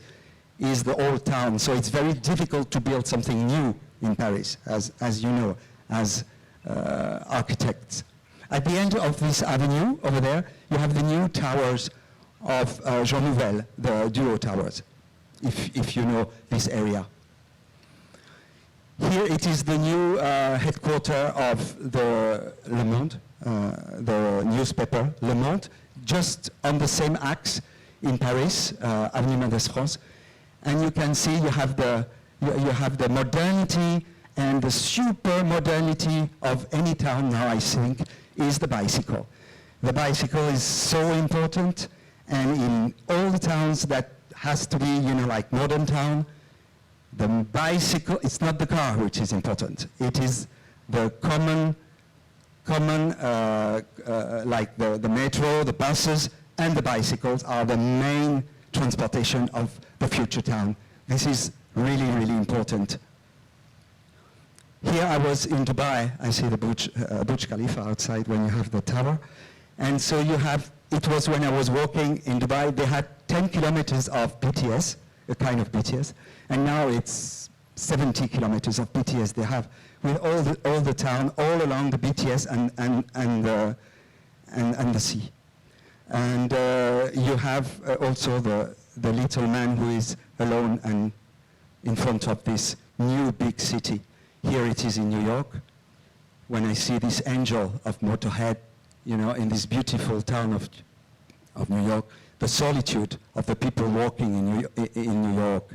Here it is in Wall Street. You also have, if you know Wall Street, you have super huge buildings, and it's always in the dark. It's always in the shadow. And this guy is going to take two coffees to go back to Wall Street. Here again, it is on the 6th Avenue in New York.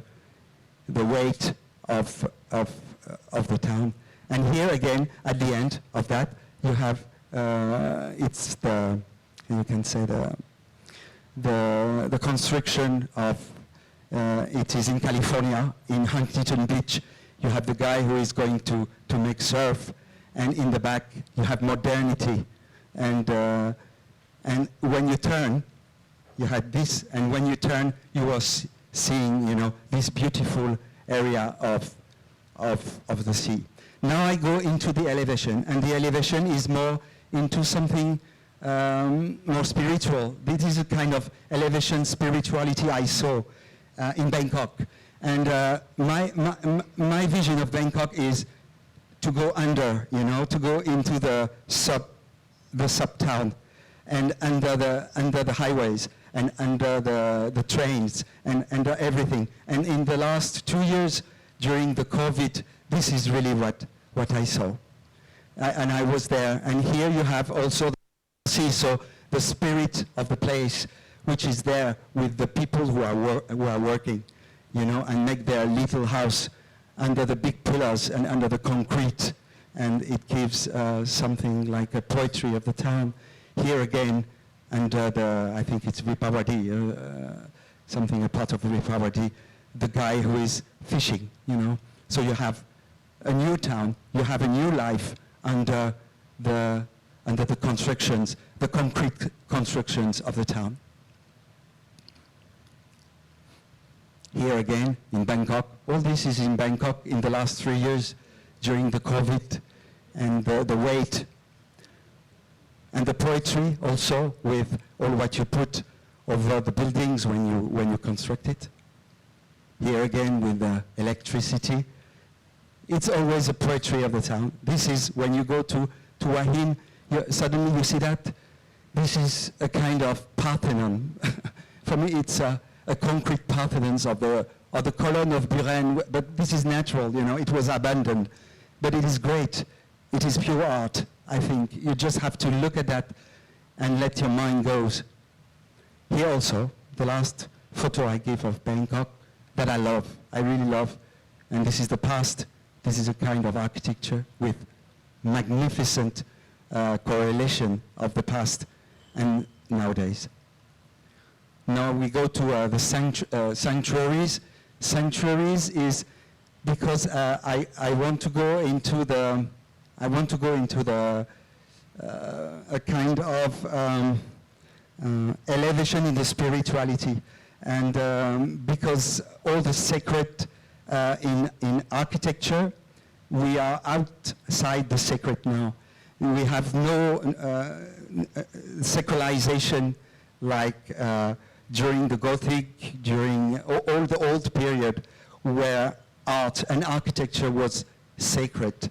And now we lost the sacred. And for me, it's a kind of pity, so that's why I wanted to go into the sacred. And I make the correlation between the elevations of the Gothics and the elevations of the forest in France, in center of France. This is Saint-Eustache, the beautiful Saint-Eustache with the nave, the highest nave of Paris, the Gothic nave. Here we are into the forest near Paris, and I wanted just to say that this wood, these oaks trees, now they make a new, the new carpenter, they make the new foundation for Notre Dame. So when you talk about the loss of wood,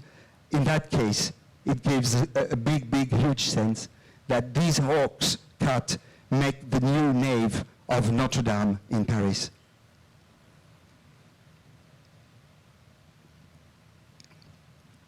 Again, always the correlation I do with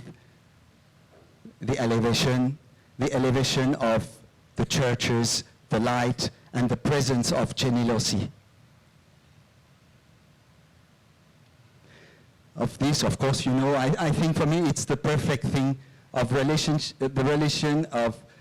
holiness and architecture. And this is the Sagrada Familia in Barcelona, of course, of Gaudi. And now we arrived to finish, and the sanctuary number 2, so now we are in Thailand. This is Ayutthaya, again, the spirit of the place. And this is Pershwap Sirikan, the caves, where you can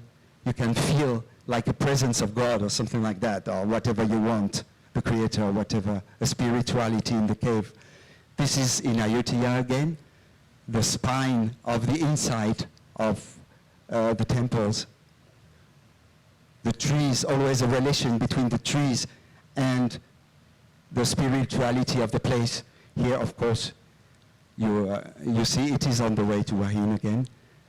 with Ganesh and the rat, with the unfinished constructions, the trees in prayer. All these photos were taken during the 2 years COVID. This is in Sukhothai, the ruins, which is something very special, very romantic. In the romanticism in the art, the ruins is that everything is going to be finished, everything is going to be ruined, everything, it is a kind of vanity. This is, for me, the ruins are the vanity of art, the vanity of architecture when you're in front of that. The nature architecture in prayer, like the ghost pillars, here again. This is in Laos.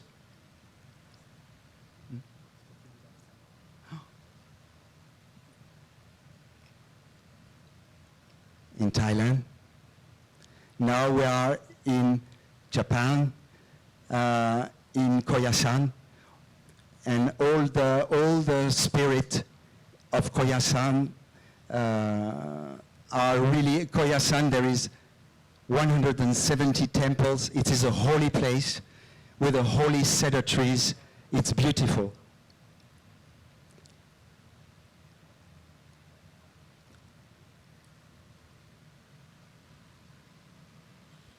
Okay, so the time go fast.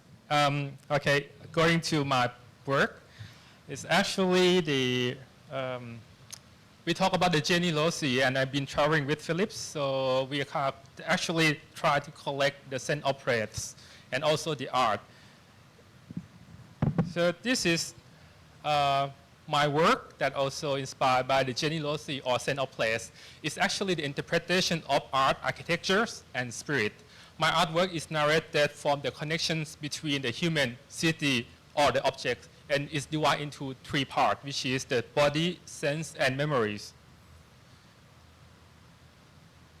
So the first collection is the body collections. The body actually focuses on the cycle of growth, prosperity, of usefulness. This is the body of the body depicts the growth city, the healthy body, and the bright future, and the feeling of the forever young. Body art piece compare a human body in young age, like the body of the city in the great height. It compares with the form of the city as the form of the human, and also the material of the city is actually depict the human flesh. A town that climbed to the summit is grow and never consider the deteriorations.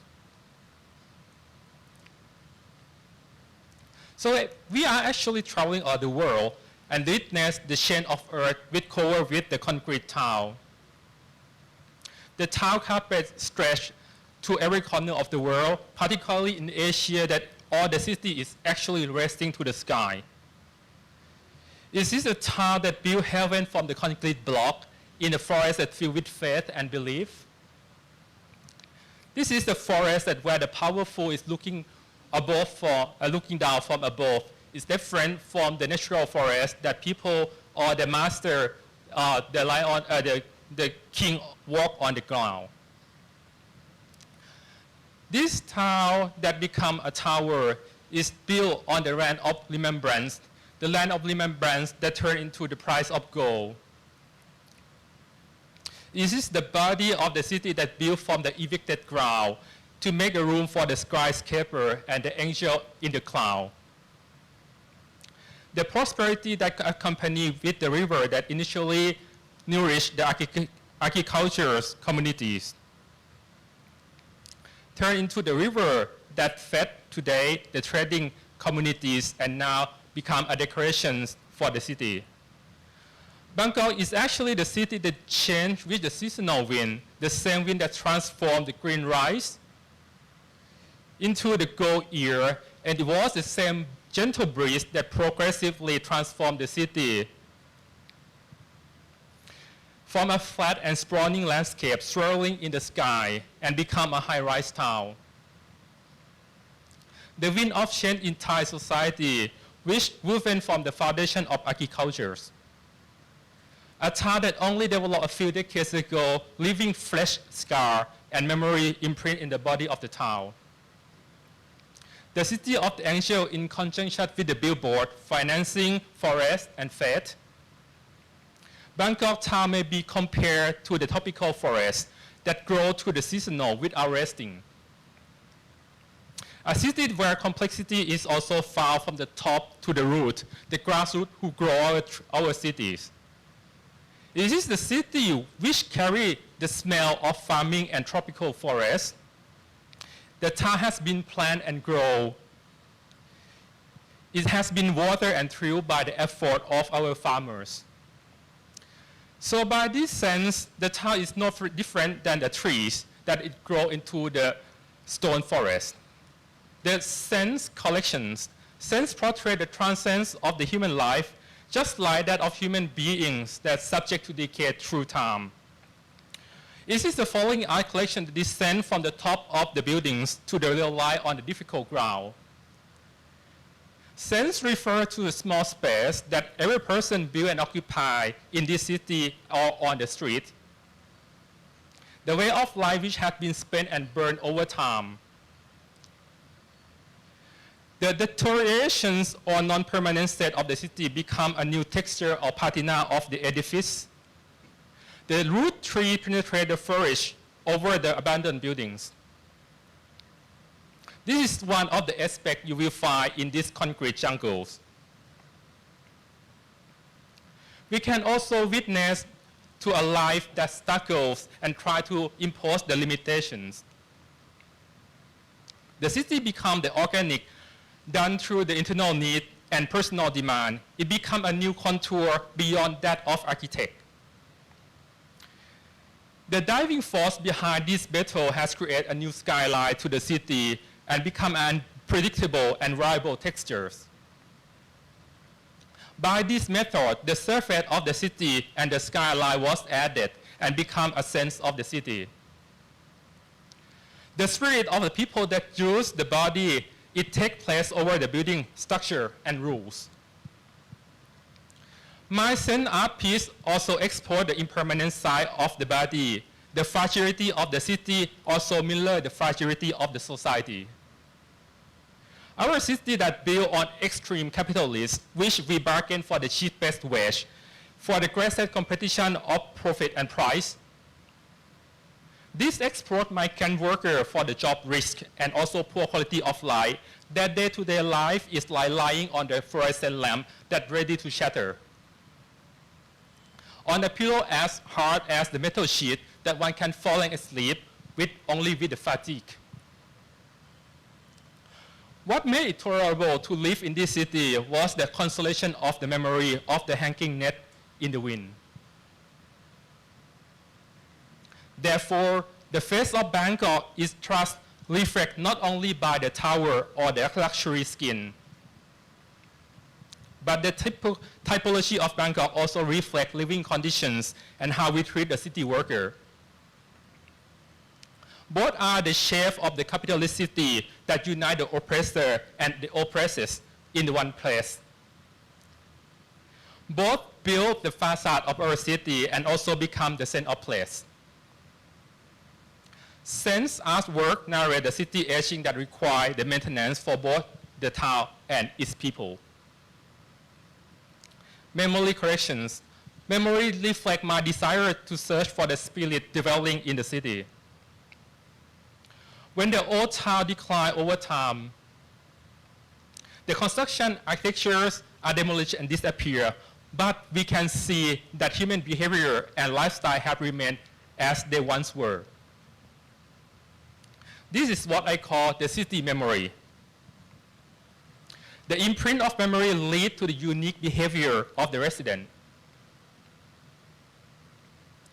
This missing of the physical form influences a specific model of human behavior that is not only connected to the functions of the city, but also create the ritual and become spirit of the town. The imprint of remembrance is like a god or the ghost.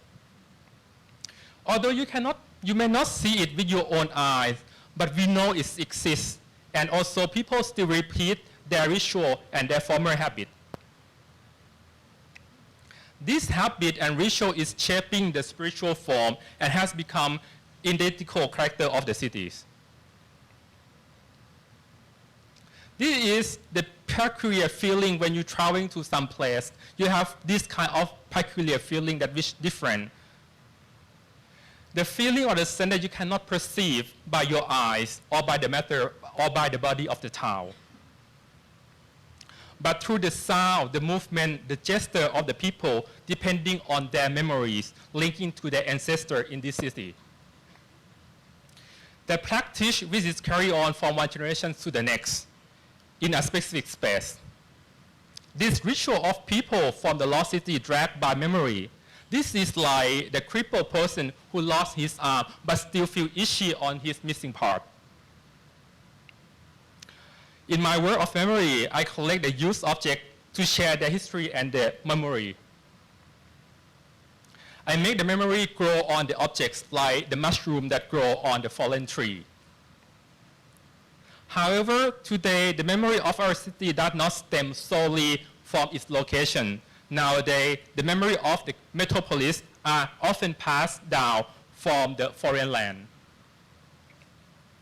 These memories are blended and produce a different lifestyle and become a new identities.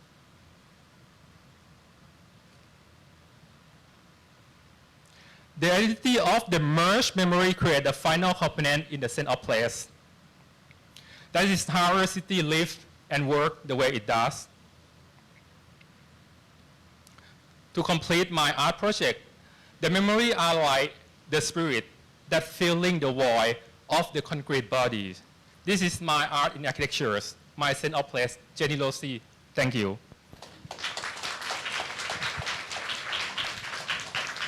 So if someone are interested to visit my artwork, so you have this one to bring you to my gallery, and the one for Philips is located just 1.5 hours from Bangkok. And I don't have opportunity to present my architectural work, but if you're interested, this is all of my work herein. And of course, if you are the fan of Philip's work and photograph, you can also invite it to see his work herein. Thank you. Thank you again. Thank you so much. Beautiful works. ขอบคุณนะคะ ต่อไปก็ขอต้อนรับคุณเดวิดเชฟเฟอร์จากสตูดิโอเมคค่ะ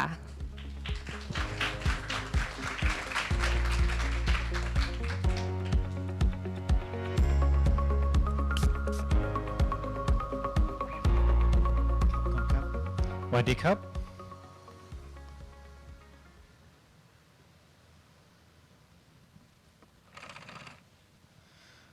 Okay. Let's see how I can do this.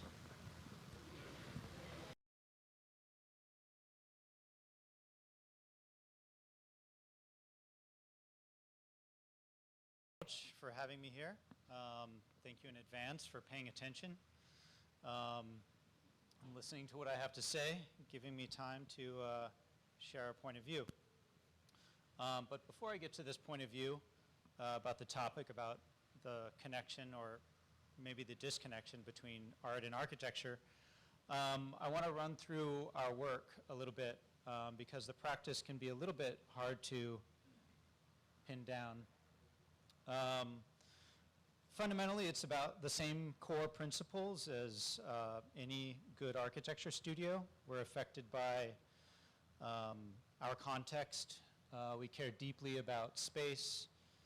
about environment, about material and craft. But we're also slightly obsessed with the importance of touch within architecture, with the intimate scale of the built environment, with the role of the hand, not only in the experience of architecture, but especially within the production of architecture, within the creative process. And at this intimate point of contact, door handles, our favorite place of ours to dwell, here at Yohani Plasma's Handshake of the Building.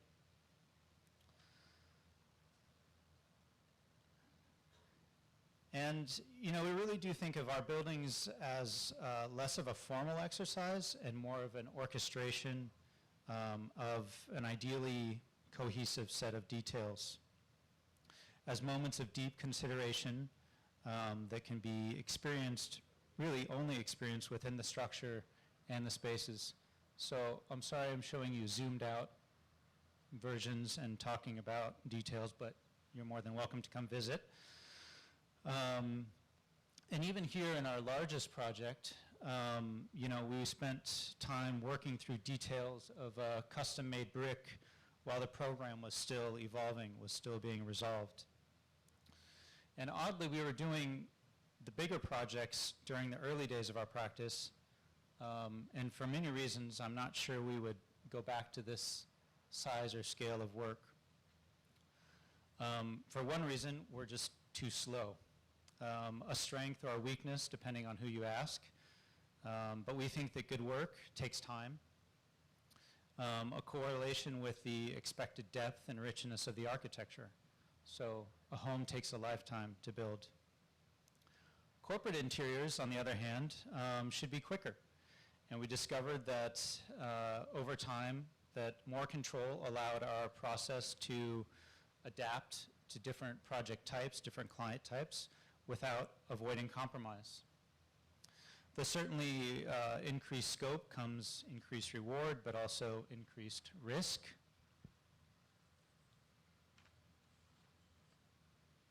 But somehow we're learning to continue to over-deliver and survive. And we do this mainly by balancing kind of increased moments of kind of intensity with simpler choices. These last four projects were design, build, fabricate from our studio. And as our tooling and fabrication capabilities increase and our design process develops in parallel, we've learned to take advantage of a systems-based approach to projects. This allows us to fast track starting fabrication before the design has been settled. Or maybe another way of looking at it is it allows us to keep designing up until the very end, a dangerous thing. However, some of our work doesn't even involve design at all in a traditional sense. So increasingly we collaborate with other architects, other designers, focusing solely on the details and the production. And there's still so much creativity and poetry in the connections, these tiny moments and details, that I really don't have much ego about the origins of the big picture. Both of these play structures were designed by Japanese firm Klein Geitham, and then resolved and fabricated by us. And true collaborations are a pleasure. They allow us to explore areas that we wouldn't have arrived at on our own. This is a system of shelves for Kun Pinari, the artist. And like true collaborations, we bring these experiences, these conversations back with us to the studio, and they manifest in subtle ways. This is an architectural screen we developed to help mitigate an undesirable view in a private residence. And a good example of this kind of fast-track process where we developed this kind of well-defined framework and started on that while we took our time to really resolve and craft the infill pieces. And this is actually a good way to, I think, maybe describe our process in general, that even though we deep dive into hardware, tooling, technique, industrial processes, it's all in pursuit of an outcome that is as creative as possible. The idea is that technical knowledge allows us to kind of push the creative envelope. These wooden vessels kind of encapsulate that nicely. They essentially were kind of sketches that we did in our shop, responding to the marks and form of the tools, and allowing that to really kind of guide the aesthetic and the creative process. This project here is an ongoing exploration that we started this year and will continue into next year, and I'll actually come back to this. But first I want to go back in time a little bit, all the way back to 2007, when my late wife and I left our architecture careers in California and went to art school. And it was here in the studios and galleries of Cranbrook Academy of Art, which is located in Michigan, that we really began to understand without question that we were not artists. And while the work we did was often at the scale, utilized the materials, even appeared analogous to the work of our peers, the precepts, the concepts that led us to the creation of the work, and perhaps more importantly, the subsequent conversations that we were interested in having were radically different. And that, I guess, brings me to my main thought on this topic of art and architecture, that within, the spectrum of creativity versus responsibility, architects, we find ourselves awkwardly in the middle, right? We are burdened or bridled or saddled with responsibility, yet yearn for kind of free creativity. And, my practice was kind of formed in an art school, but the work itself kind of probes the depths of fabrication industrial processes, yet I identify as an architect, proudly identify, I should say. And so, for us, we don't see these extremes as a conflict. For us, it's a clarifying position. At times we make things esoteric, conceptual, driven by aesthetic and whim. But fundamentally, I believe that art comes from artists. And I would never claim my work as such. And perhaps I feel as passionately about that as I do that I will claim that this wingnut here is definitely architecture. And so this is part of going back to that last project I showed. This is part of a project that we've been developing over the last year for Roots Coffee Company. And interestingly enough, it's a direct legacy of a lot of the work we've done, the research, the near projects we've done on prefabricated architecture, modular architecture. A couple of houses that we've worked on over the years, a company that we attempted to start with a partner, a system of interior prefabricated components for a major Bangkok developer. And so this infrastructure, this kind of coffee system that we developed for Roots is really never meant to be seen. It's back of house, but it tackles the same things as larger scale architecture, certainly modular prefabricated architecture, logistics, utilities, adaptation, those sorts of things. And so while we are deeply focused on a lot of the details, the conversations, again, are very much architectural. So this is actually the first deployment of this system, which is at Central World. And at this particular location, everything's kind of exposed as our kickoff. And since this location, we've opened 4 more and have 5 more planned for next year. And so this system is kind of constantly evolving. As an architect, we always talk about a practice and getting better and better. And it's really amazing to be able to, in fact, do the same thing over and over and really fine-tune and really perfect. And so we continue to expand on it. This is some components that will make some of these modules mobile. So this is a kind of a steering yoke that we're fabricating in the studio that allows for wheels to be fitted on. And so, yeah, even though, we spend a lot of time sweating the details, literally sweating as well, obsessing over connections and joints, still we always feel that we're architects. So there you go. It's our work. Thank you.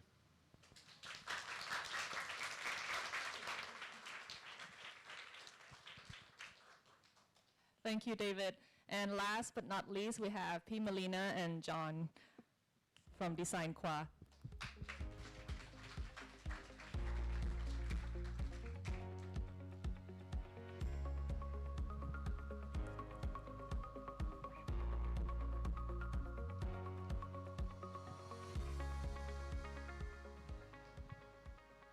สวัสดีค่ะบริษัทดีไซน์ควาจริงๆแล้วคือดีไซน์กว่านะฮะภาษาไทยแต่ว่าขออนุญาตพูดเป็นภาษาอังกฤษแล้วกันเพราะว่ามีเวลาจำกัดมากๆเลยแล้วก็ถ้าพูดภาษาไทยมันอาจจะยิ่งเลทขึ้นไปอีกนะฮะอ้าวมาถึงนี้ได้ไงเดี๋ยวนะคะ Okay I guess we're going ahead with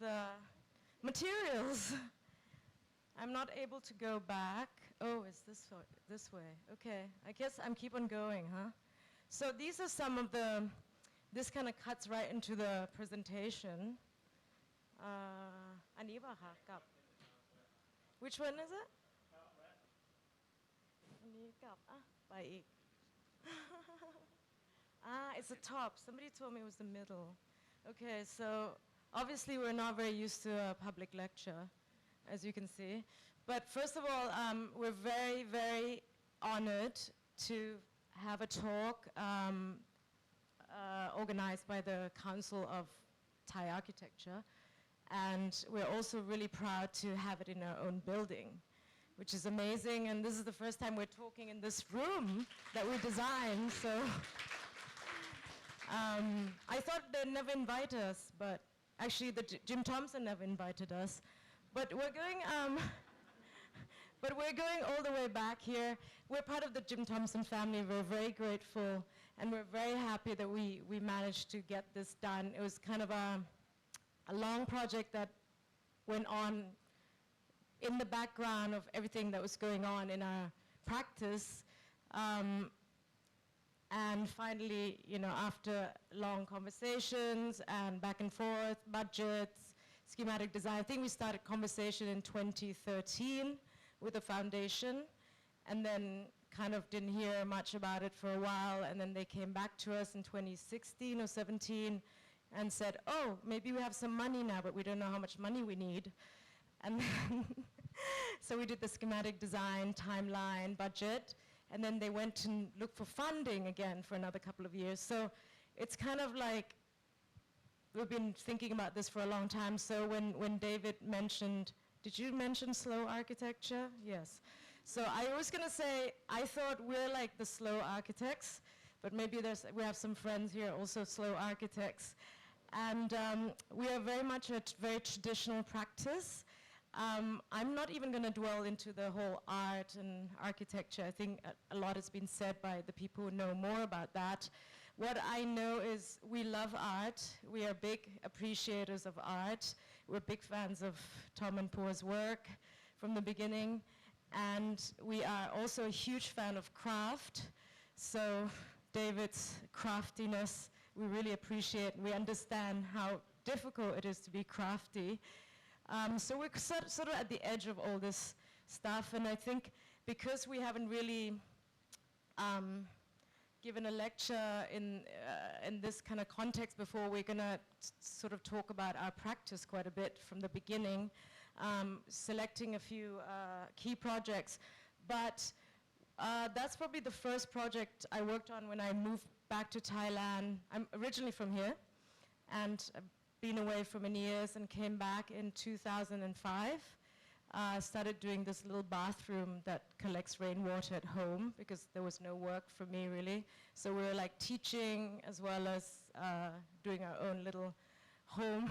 projects. And when I say design build, I don't claim to be building it myself, but we're talking about us designing and working with the chang, the small chang, and not having a general contractor. So we've done a lot of that in the beginning, and we love construction. We love construction sites, and I think a lot of these people here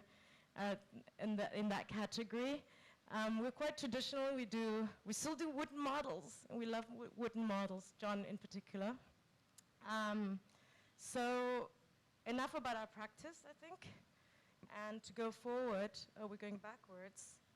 This one, yeah. So we came from Los Angeles. We used to work there. We practiced first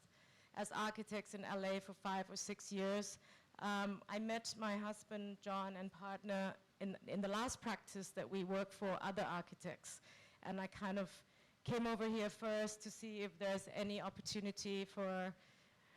architects like ourselves to, is there a place for us? But also I came back from my parents, to be honest. I haven't lived here for over 20 years, so we went from a very, very dry place of 15 inches of rain a year to 60 inches a year. So the way we had to think about architecture had to really change. And you know, as much as the igloo is kind of exotic to us, I think the traditional Thai house is also exotic to the Inuits, if they saw this, right? I think both of them are kind of very much direct responses of their climate. So we come a lot from this climate perspective, and we think that in terms of living and houses and, you know, like the way humans have to inhabit space, the climate is very much what we need to interface with first, with architecture. And there's opportunity with light and,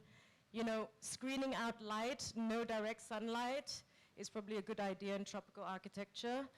But we also love light because humans, animals, we're animals too, I guess, yes?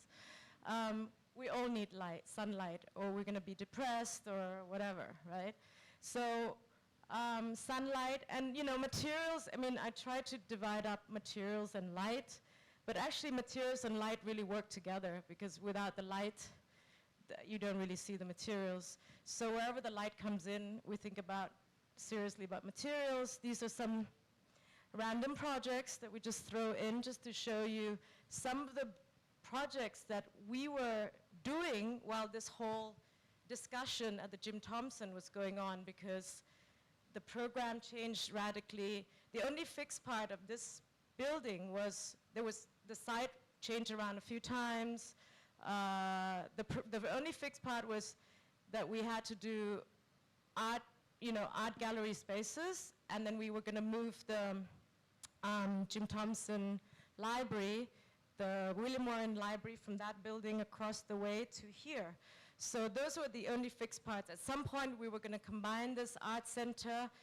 The foundation is very much a cousin of the Jim Thompson Silk Company. They're not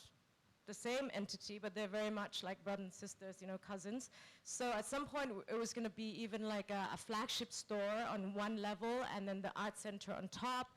The site moved around 3-4 times. I mean, it just, the conversation went on for years, obviously. So when this was happening, we predominantly did work in houses, basically.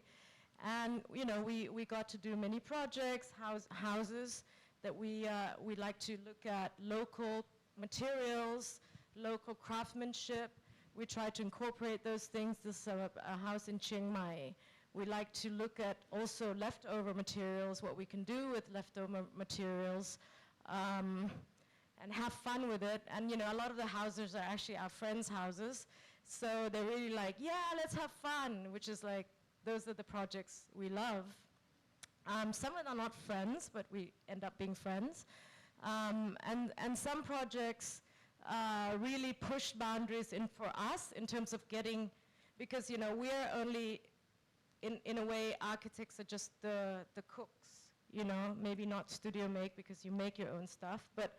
we're just writing the recipe books, right? Our drawings are sometimes ignored or not, whatever. You know, somebody else has to cook the meal for you. So whoever you choose to cook this meal for you makes a huge difference, right? The builder that does. So we worked with a builder that wasn't used to doing anything that we like to do in Phuket, and this was like a big push to get this, because they're like, exposed concrete, what does that mean? And I'm like, oh, okay. So they got chosen because they were the lowest bidder, as opposed to somebody who could build what we design. So we really have to find a balance between the materials, the finishes, the details that we want, and what the builders can do, who we're dealing with, you know? So I think this is what David's saying, the practice of architecture. We've been practicing this for over 20 years. Wow, it sounds really long and makes me feel old. But it's a good practice to be in, even if, you know, it seems long and tedious. So some stuff that we were really looking at. It's all about, a lot of it, we find the opportunities of screening light. And a lot of times we really have to choose, given the budget that we have, where we're going to spend the money. I think this is every architect's dilemma, right? So something's got to be really quite cheap if you want to get something really nice. So, you know, if the concrete walls are going to be really expensive, the rest is going to be like bamboo and breather blocks, right? Which we love. I mean, anything, it's not the cost, but how you use it. Again, it's light and materials we think a lot about. So all these other projects that you saw are mainly houses, obviously. And we've had some opportunities to work on projects that relate to art and culture. The first one was this kind of, it was like a pop-up. It was so fast, it was like 2 months. It was a Wonderfruit structure for the first Wonderfruit festival, lifestyle. You guys probably heard of Wonderfruit. And that was really pushing it because of not the budget so much, also the budget too, but I think the timeline. So whenever I see Po and Tom working on these events, I'm always like, oh, I'm so glad I'm not there, you know? So we did this, and we're like, this is not for us. This is really, really stressful. But it was kind of interesting working with bamboo, long span, 18-meter span bamboo that we collaborated with Chiang Mai Life Construction, who does bamboo, and they have like engineering software for bamboo, but they've never done an 18-meter span either. So actually experimenting on short-term projects is very not us. It's more things matter if you need a... They have the energy to do it. So it worked. It didn't collapse. Nothing happened to anybody, which is great. So I could sleep after that happened again. It was fun while it lasted. And another opportunity to do something other than a house that related to art for us while this whole Jim Thompson conversation is going on was this little gallery that was only, I think, like 200 square meters, right? Not even, right? 200 and, yeah, some small. And it was a really very old restaurant space that hadn't been touched for 20, 30 years. At the bottom, in the car park, actually, of a condo from 30 years ago. So when we saw the site, we're like, yeah, this is challenging, man. We want to do this. There's lots of spaces in the parking lot that needs revamping, and of course, being the eager, sustainable architects that we are, we're like, yes, adaptive reuse. So we did it, and it was fun, and we got to work with different materials, and really we started learning that lighting is not for us to do by ourselves. We really needed a lighting designer who also, the lighting designer who worked on this project, from then on we started collaborating with her, Kun Pum from Lighting Studio. Her full name will be credited in a website somewhere. No time for credits in this talk. But anyway, we would not work on any other project unless a tiny friend's house who's got no budget, whatever, without a lighting designer again, because that technology changes every 6 months and we could never keep up with it. So this is probably a little bit of a kernel of what you'll see upstairs of the kind of lighting designer that Kun Pum is good at. And so this is just really a tiny space that had spawned a lot of interest with artists, and we're really happy with it. And also not to design a house was really refreshing. Back to the house again. Another house that was also going on, am I out of time? Okay, I'm fast, right?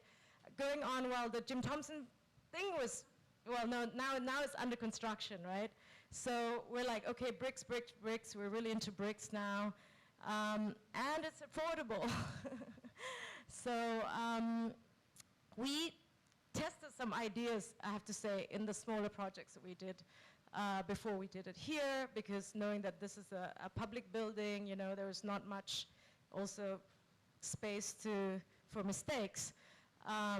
You know, you can always have your friend like, hating you for the next 5 years, but like if hundreds of people are always like tripping and hating you and getting wet or whatever, that's worse karma. So we thought we'll test it on our friends. None of our clients are here, so it's okay. So again, materials. Oh, so during COVID, this building was under construction, and there are many difficulties of getting it done through COVID. There's lots of lucky opportunities, which I won't, it will need another hour of talk, you know, to go into all these details. But during COVID, our practice had very little work coming in. It was kind of quiet. And luckily, we decided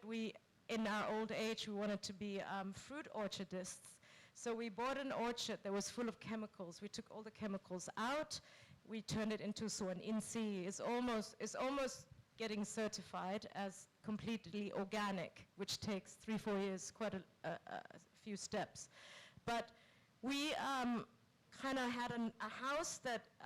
for my family, my father was obsessed with Thai houses when we were growing up. Even though he's Thai, he didn't grow up here, so he was kind of like always fantasizing about living in a Thai house. So he had one of these that we had put into a storage facility that they were selling the land, and like, you're gonna take this out, you know, we're selling the land for the go down. And I'm like, huh? I have 1 month to take this away, and what do I do? So I'm like, do I put it in another storage and lose all the bits of wood, or can I do something about it? So we just decided to rebuild this old wooden house. It's probably around 100 years old. In this orchard, while we're taking all the chemicals out of the land, of the soil, while our durian trees are dying because they're so used to the chemicals. So all this was going on during COVID to keep employed in a way. So this went on, and we also tested out some of the materials that we use for this building, the exact bricks that we are using here. It's quite different from the bricks that we use in another project. So we're like, you know, is this really gonna stand up like 5 meters high or whatever, you know? So we're like, okay, let's test it in our own house in case it doesn't work. We need to redesign it. So it works, even with our Chang, who we're pretty much, this is our design build, meaning we are the GC and we have very basic guys that we just keep on pointing, and they can only look at 1 or 2 drawings at one time, shop drawings. It's none of that. Build it, it's none of that. But it's been fun. So this was fun to do while Jim Thompson was getting built and was really happening. And now it's our office outing, glamping. Somebody says glamping, but I've been to a real glamping. It's not really glamping. It's really like camping in an old Thai house, but it's completely off-grid. You can see the solar panel people putting the solar panels on, and we keep on like telling our clients how they really need to reduce energy use and do all this sustainable stuff, and even like going off-grid. But then we never did it ourselves, so we decided, okay, now we can really say that we have a place that's off-grid, and we live there, and it's comfortable, and you're not like dying of, you know, whatever. Everybody's like, oh my God, off-grid, it's like being in a war. No, it's not like being in a war. It's very nice. And this is the moon rising. But basically, you know, I think there's a lot of talk about sustainability and what you need to do, reducing energy and all that. But in the end, for us, what really kind of, I would say the silver lining of being sustainable is really like to be able to connect with nature more as human beings, and to connect with culture and nature more. That's really what we try to do through architecture. So these guys are back after 2 years, after the chemicals are finally almost all gone. I'm learning a lot about farming and animals and things. So here, these are some of the projects that we discussed earlier, you know, Wonder Fruit, our office, some houses. And here we are. This building opened last year, 2021, November. It was finished kind of in April, May, but you know, it was locked down, so we couldn't really finish it. I'm just going to say, want to give credit, even there's no time. The two project architects are here. Thanks for coming, guys. I know it's a Saturday. And Tip and Tan, our senior architects, and us. And these are some renderings, early renderings to show the clients basically what they're getting. We had the idea of bringing the Jim Thompson farm to the city. We wanted to have a whole farm on one of the roofs, but that doesn't seem to be very good for monetization, for the foundation to keep going. So that's probably not going to happen. Maybe a restaurant would go up there. That would be more likely, because we were imagining like goats and chickens and coconut trees and banana trees. But actually, the roofs can carry any load you want. We can put a swimming pool there if you want. So very flexible. So in the future, if somebody wants to bring the Jim Thompson farm to the city, that could happen also. Not going to go into the renderings, but we did the interior design too, in case somebody's wondering. And as you can see, it's a very kind of basic interior design, because our interior design budget got combined with the architecture budget, because the museum who hired us, the foundation, their income was from tickets to the museum, and they closed for 2 years. So the interior design budget kind of got gobbled up. Time's up. Okay. I guess I'm just going to talk a little bit about this building.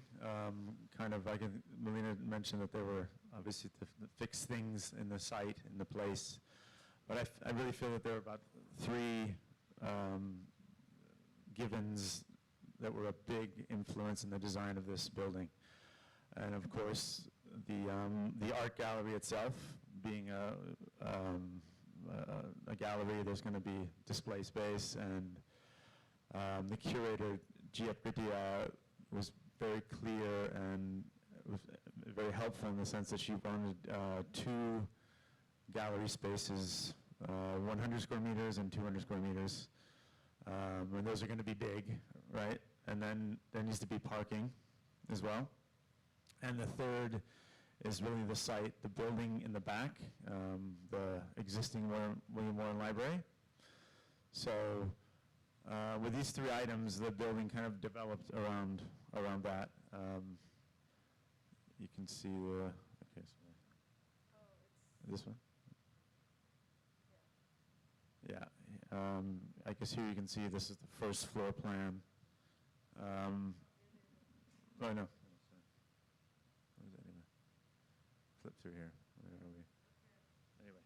I'm going to go back to the... None of the drawings are reading thanks to the screen that we have here. Sorry. Anyway,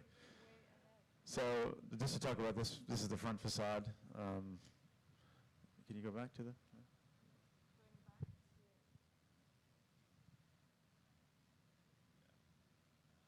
So thanks to the concrete wall that we have here,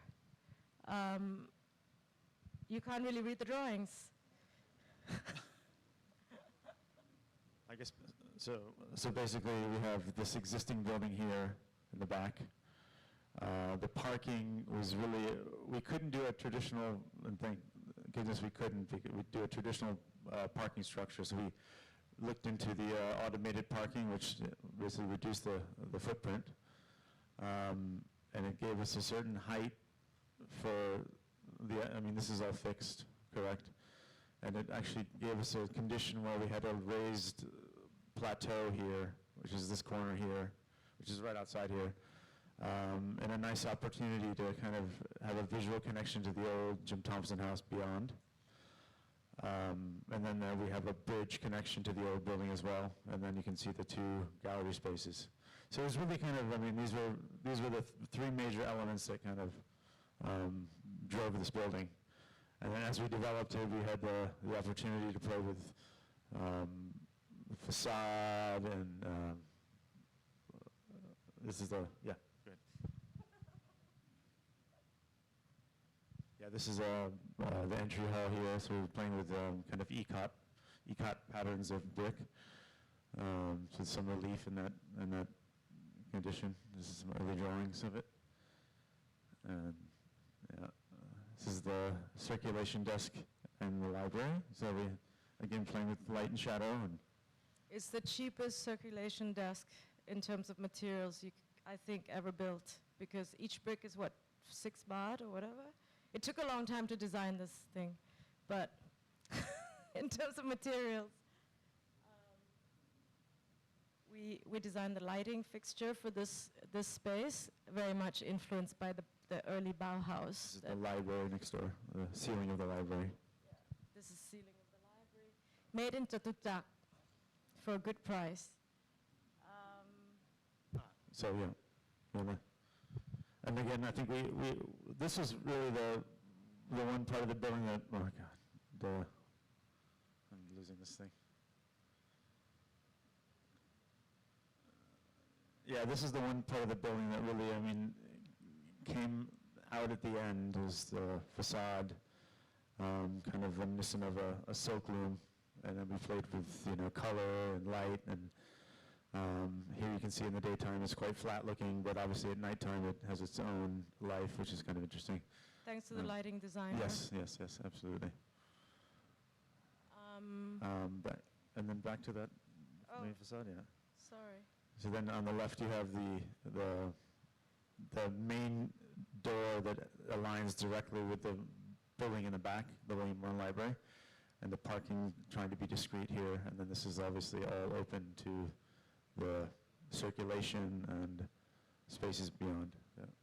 I'm going to move fast because we're out of time, so thank you for the extra time. So tropical architecture, we wanted to express that there's a lot of rain, and it's expressed here. You can see when it rains, it goes through here. We would have liked to collect some rainwater, which we have a little tank at the roof that collects rainwater. It's not as satisfying as it should have been, bigger, but that's all we could manage. We use really simple stuff like bamboo, using very kind of typical kind of weave, but of course we control the dimensions and how we really want it to look. So there's a sense of real permanence and also of things that are temporary. These are some drawings that are completely legible on this wall. And the roof actually there's so many ideas for the roof that in the end we kind of was going to be for phase 2. And we just made the roof so that people can go up there and be safe and have railings and have lights and just be used for any function possible. But it seems like a lot of people like to go on the roof. The library, wow, there's this talk you can have about the library, but I guess this is probably one of the more exciting projects that we've had in our career, in the sense that it was one of these dream projects that you have in architecture school, where your professor just comes and says, oh, you can do an art center and you can put anything in it. And it's not really anything in it. It's exactly what the foundation needs. But we got to do lots of circulation because we're they're like, how, the biggest challenge is who's going to walk up 3 flights of stairs to go to a gallery? And I'm like, well, let's make it so that it's fun to walk up, and then it's like, oh, who's going to see this building? The alley is so narrow. So, all these challenges were kind of fun things to come up with a solution for. And this is a small gallery. And if you see the slot of windows, each of them sort of look into, this one looks back into the Jim Thompson Museum, which is the legacy of the foundation and so on and so forth, linking it back, because it's actually a property between us here and the old museum. And the other slot, now I think they're blocked out with a sticker because some video work doesn't like light. And we really like daylight. Curators hate daylight. So there's always that constant struggle between us. This is the other opening that looks into the courtyard, into the garden plaza, where a lot of activities. Oh, and since we're domestic architects, domestic architects, yeah, we are domestic architects. we really care about how the bathrooms are, even though with a very little budget, there's no air conditioning or anything like that. But we do want our bathrooms to be nice, so please check out the bathrooms. They're on every floor. For some reason, Thai laws have asked for, I don't know how many bathrooms, way too many bathrooms. So we get to do a different bathroom on every floor. And I think what was the most exciting thing is to finally see people populating this building, because we're so used to doing houses. It was just like the family using the house, it's okay. But like to actually have this opening last year where we actually saw lots of people, because I think the clients were a bit shocked when this building was coming up. They're like, wow, is that big? And I'm like, yeah, is that big? I mean, it's an art center. So finally, when it was filled with people, and it made sense why it had to be that big, then, you know, it was kind of like, yeah, that was a good moment. And please check out the lighting by the lighting designer. That's really great. Daytime, we really care about day lighting too, and like this room, if you didn't want to have to black it out, you can feel the daylight coming through. And also, we really cared about the context, and we didn't want to hide what Bangkok, we love Bangkok the way it is in certain ways. So if you walk around, you we're kind of framing the context of Bangkok on different sides of the buildings, and we're not like shying away from some of the not so savory looking parts of it. And for some reason, lots of young people really like to come and take, this wasn't planned. A lot of just like Boa's project is like, I don't know what these selfies are all about, but yeah, people love coming. Some people even sell their products here. They just bring a whole bag full of items, and they go to the roof, and they take clothes off, they put clothes on, they're like having a whole photo shoot. So I'm happy, I don't know what it's all about, but we're going to end it here, and we can continue if you have any questions on the tour, specifically on each area. Thank you very much. Thank you.